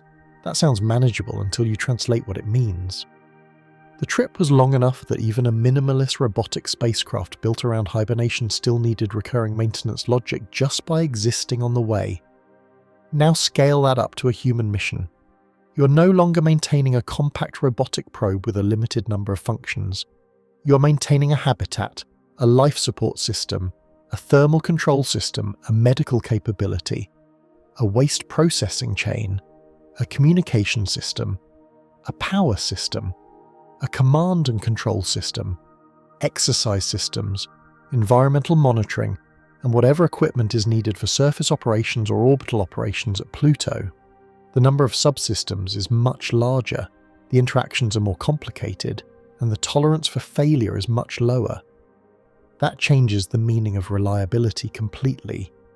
For New Horizons, the question was basically whether the spacecraft could stay alive and do its job when the moment came. For a crewed Pluto mission, the question becomes much harder. Can the entire artificial environment remain continuously healthy, repairable, and understandable over a mission span so long that many projects on Earth would have been reorganized before it was over? That is a different standard. Then there is the way New Horizons communicated its condition. NASA described weekly beacon tones from the probe, with a simple green code meaning all was well and different red codes indicating types of trouble. For a robotic mission, that kind of minimalist health reporting is elegant. It works because the spacecraft is relatively simple compared with a crewed habitat, and because the mission can tolerate certain kinds of delay and silence that humans cannot. A human Pluto mission needs much more than a weekly all good or something is wrong. It needs deep internal awareness. It needs richer telemetry. It needs onboard diagnostics. It needs fault isolation. It needs repair planning. It needs spare strategies. It needs software that helps the crew understand what is happening locally, because Earth is too far away to notice everything in time. The farther you go, the less you can depend on the ground to detect the problem before the crew does. That means onboard self-understanding becomes a survival trait, not a convenience, not a luxury, a survival trait. The ship has to know a lot about its own condition, and the crew has to be able to act on that knowledge quickly. If a pressure anomaly starts small, the crew needs to understand it. If a sensor is drifting, the crew needs to know whether the sensor is lying or the system is failing. If a software issue starts interacting with power management or thermal control, the crew needs tools to diagnose that without waiting half a day for Earth to answer. And now the engineering problem becomes very uncomfortable, because long missions change the meaning of small chance of failure. Any subsystem that has even a modest probability of failure per unit time becomes more dangerous the longer the mission lasts. You do not need to drown in equations to understand that. If enough time passes, bad odds become normal odds. Pluto-class timelines are long enough that probability stops feeling like background math and starts becoming everyday mission pressure. So reliability at Pluto is not just about building strong parts, it is about building an architecture that can survive repeated degradation. Pumps may need replacement, seals may need replacement, valves may stick, sensors may drift, processors may fail, software may need patching, consumables may run low in unexpected ways. Structural interfaces may develop problems. On a shorter mission, some of those risks can be accepted because the mission ends before the clock turns against you too hard. Pluto keeps the clock running long enough for the mission to collect small risks until they stop feeling small. That is another place where robotic and human logic split apart. The robotic answer is simplicity, hibernation, and accepting a narrow goal. The human answer would have to be redundancy, repairability, autonomy, onboard spares, and maybe even manufacturing capability beyond anything normal in current crude deep space planning. A human Pluto mission cannot just carry systems, it has to carry ways to keep those systems alive after the mission has already been in motion for years. And that is why the word spacecraft starts to sound too simple. A human Pluto vehicle would not just be a craft. It would be part habitat, part hospital, part machine shop, part power plant, part recycling system, and part command center. It would have to do all of those jobs continuously through years of deep space and then still arrive healthy enough to operate at Pluto itself. That is the real shape of the barrier. Pluto is not blocked by one dramatic showstopper that everyone can point at and solve someday with one invention. It is blocked by accumulation. Too many systems have to work. Too many systems have to keep working. Too many systems have to be maintained by a small crew with poor communication, limited bandwidth, no rescue, and no easy resupply. And all of it has to hold together across a duration that punishes even very good engineering.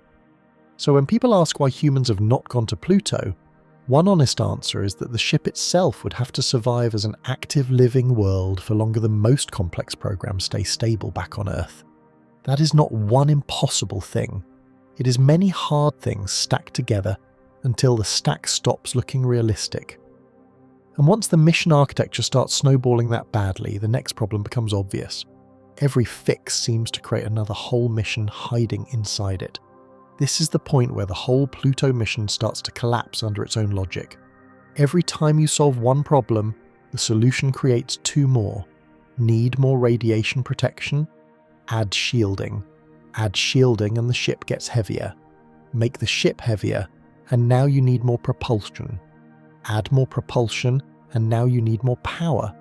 Add more power, and now you need bigger systems, more cooling, more structure, more fuel, more failure points.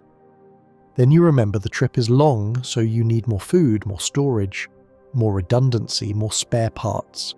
Then you remember communication is delayed, so you need more onboard autonomy, more computing, more tools, more training, more medical independence. This is where Pluto stops looking like one hard mission and starts looking like many missions stacked inside each other. That is not just a dramatic way to say it. NASA already frames human deep space travel around interacting hazards, not isolated ones. Radiation isolation, gravity changes, distance from Earth, and hostile closed environments do not stay in separate boxes. They interact. Pluto forces all of them to scale up at the same time, so the architecture does not grow in one straight line. It snowballs. One fix adds mass. Mass adds propulsion demand. Propulsion adds power demand. Power adds thermal and structural demand. Longer duration adds food, maintenance, and reliability demand. And every extra system you add is one more system that can fail. That is why Pluto is so hard to reason about casually. A lot of missions can be simplified in conversation.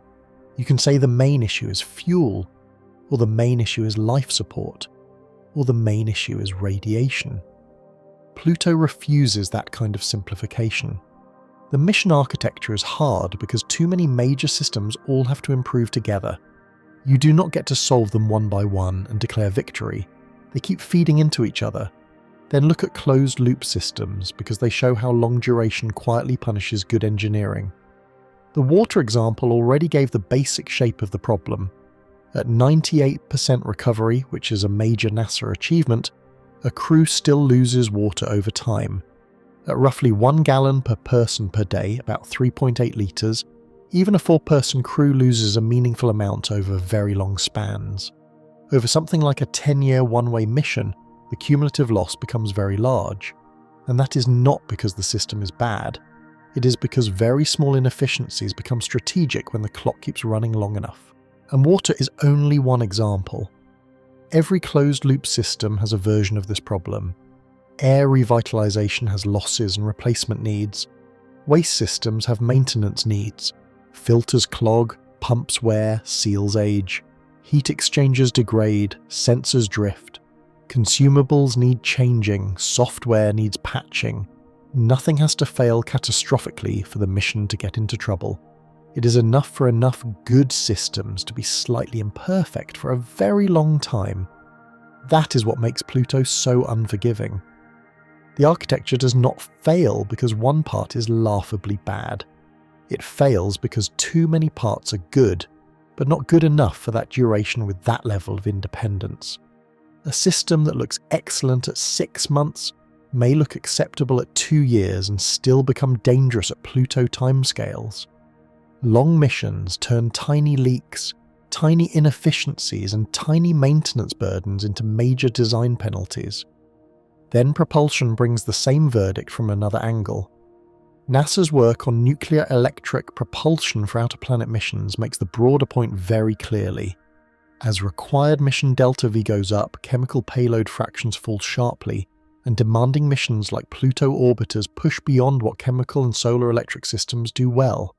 That is the architecture trap in its cleanest form. Human missions naturally want mass. Pluto missions naturally punish mass. Those two truths hit each other head-on.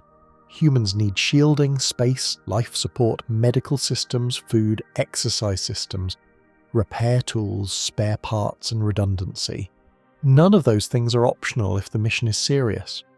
But every one of them adds mass. And Pluto is exactly the kind of mission where mass becomes expensive not once, but repeatedly.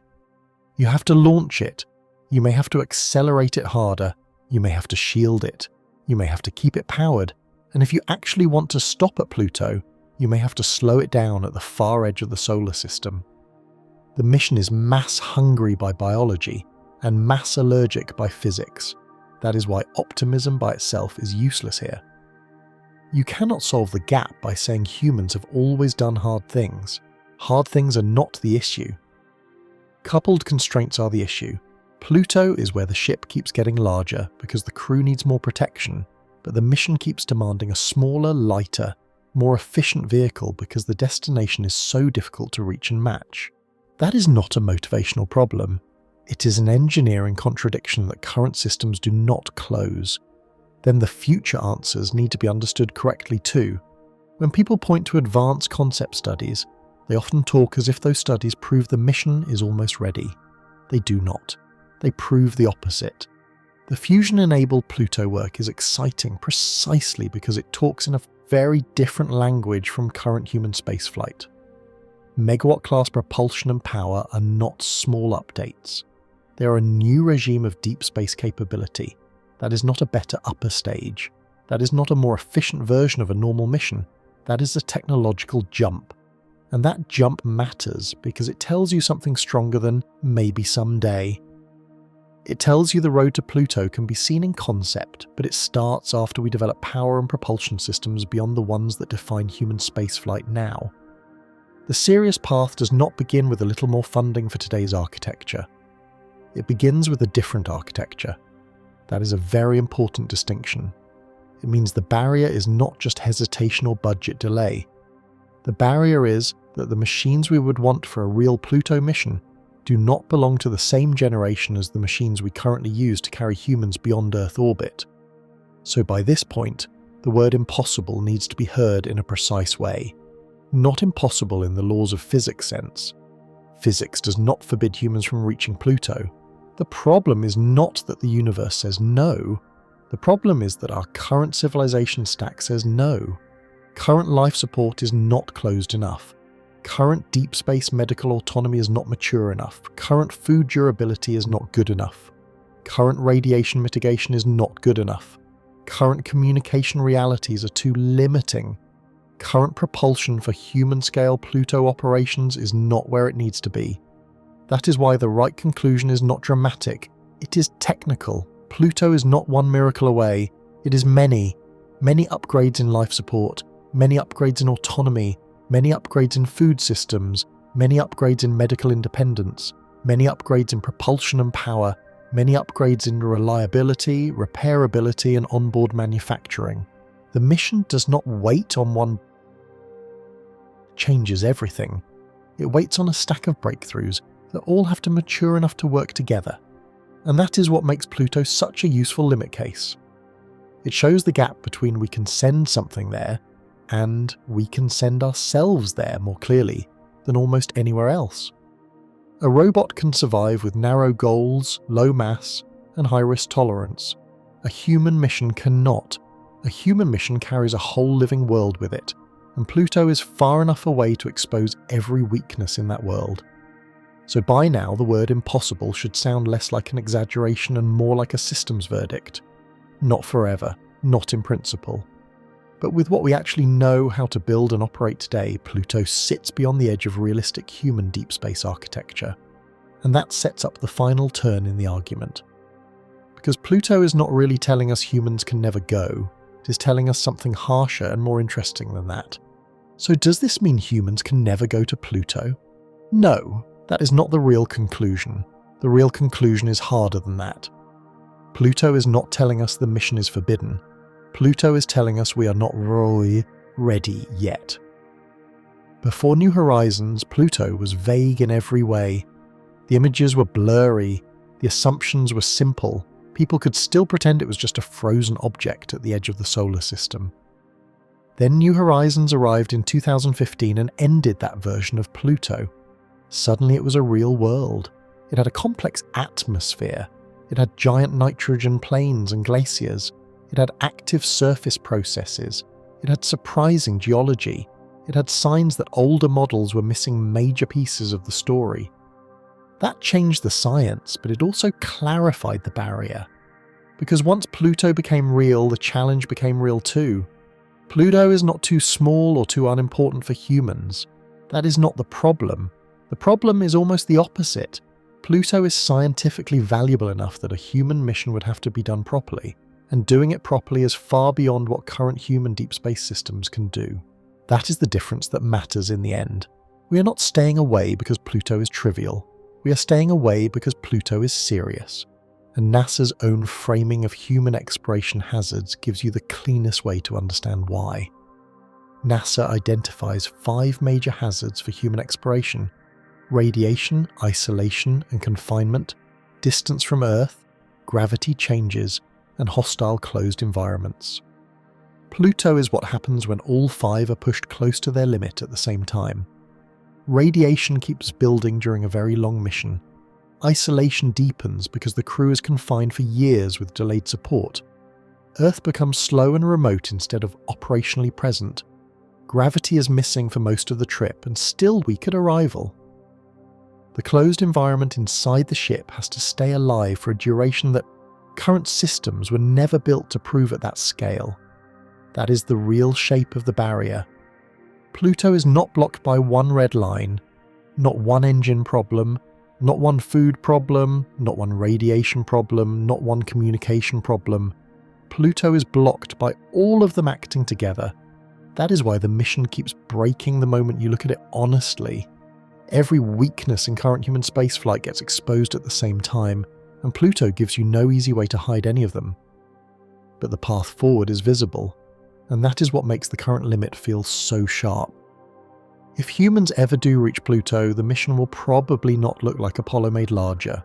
It will not be a normal crew capsule pushed farther. It will look like a new category of exploration. It will need medicine that is much more autonomous than what crews rely on now. It will need life support that is much closer to fully closed than what we have demonstrated. It will need food systems, preservation systems, or biomanufacturing systems that can hold nutritional quality far longer than current mission planning can comfortably promise. It will need better ways to reduce radiation risk, and it will need propulsion and power systems in the nuclear electric range, or maybe even in the kind of megawatt fusion class range that only starts showing up in advanced concept studies. That matters because those ideas are not random science fiction. They are the kinds of directions that appear when people study serious outer planet missions. So the road is not invisible. It is just long, and it begins after several major parts of human spaceflight are reinvented, not before. That is why Pluto feels both possible in principle and impossible right now. You can see the general direction, but the tools at the start of that road are not the tools we currently use to send humans into deep space. So why can't humans reach Pluto today? Because the mission punishes every weakness we still have. A robotic probe can make the trip because it can be small, fast and ruthless. It can sleep during cruise. It can carry no food for humans, no medical care, no privacy, no life support, no exercise system, no emotional support structure, and no expectation of rescue. It can risk everything because it is not alive. Humans cannot do any of that. Humans have to stay alive, think clearly, stay physically capable, stay nourished, stay protected, stay coordinated and stay repairable for the whole duration. Then they still have to arrive with enough capability left to slow down, operate, maybe land, maybe come home. That is the whole story in one line. We can send something to Pluto. We cannot yet send ourselves. And those are not two versions of the same challenge. They are two different levels of civilization. That is why the right ending is not to say Pluto is too far for courage. Courage is not the missing piece. Ambition is not the missing piece. Interest is not the missing piece. Pluto is too far for our current systems to protect a human life all the way there and still keep that human useful when they arrive. Not forever, not by the laws of physics, but right now, with what we actually know how to build, Pluto's where exploration stops being about reaching a world and starts being about whether you can carry an entire living world with you. And right now, we can't. This video is for educational or entertainment purposes only, and information provided in the video may be incorrect. Like the video and subscribe to the channel for more such amazing videos.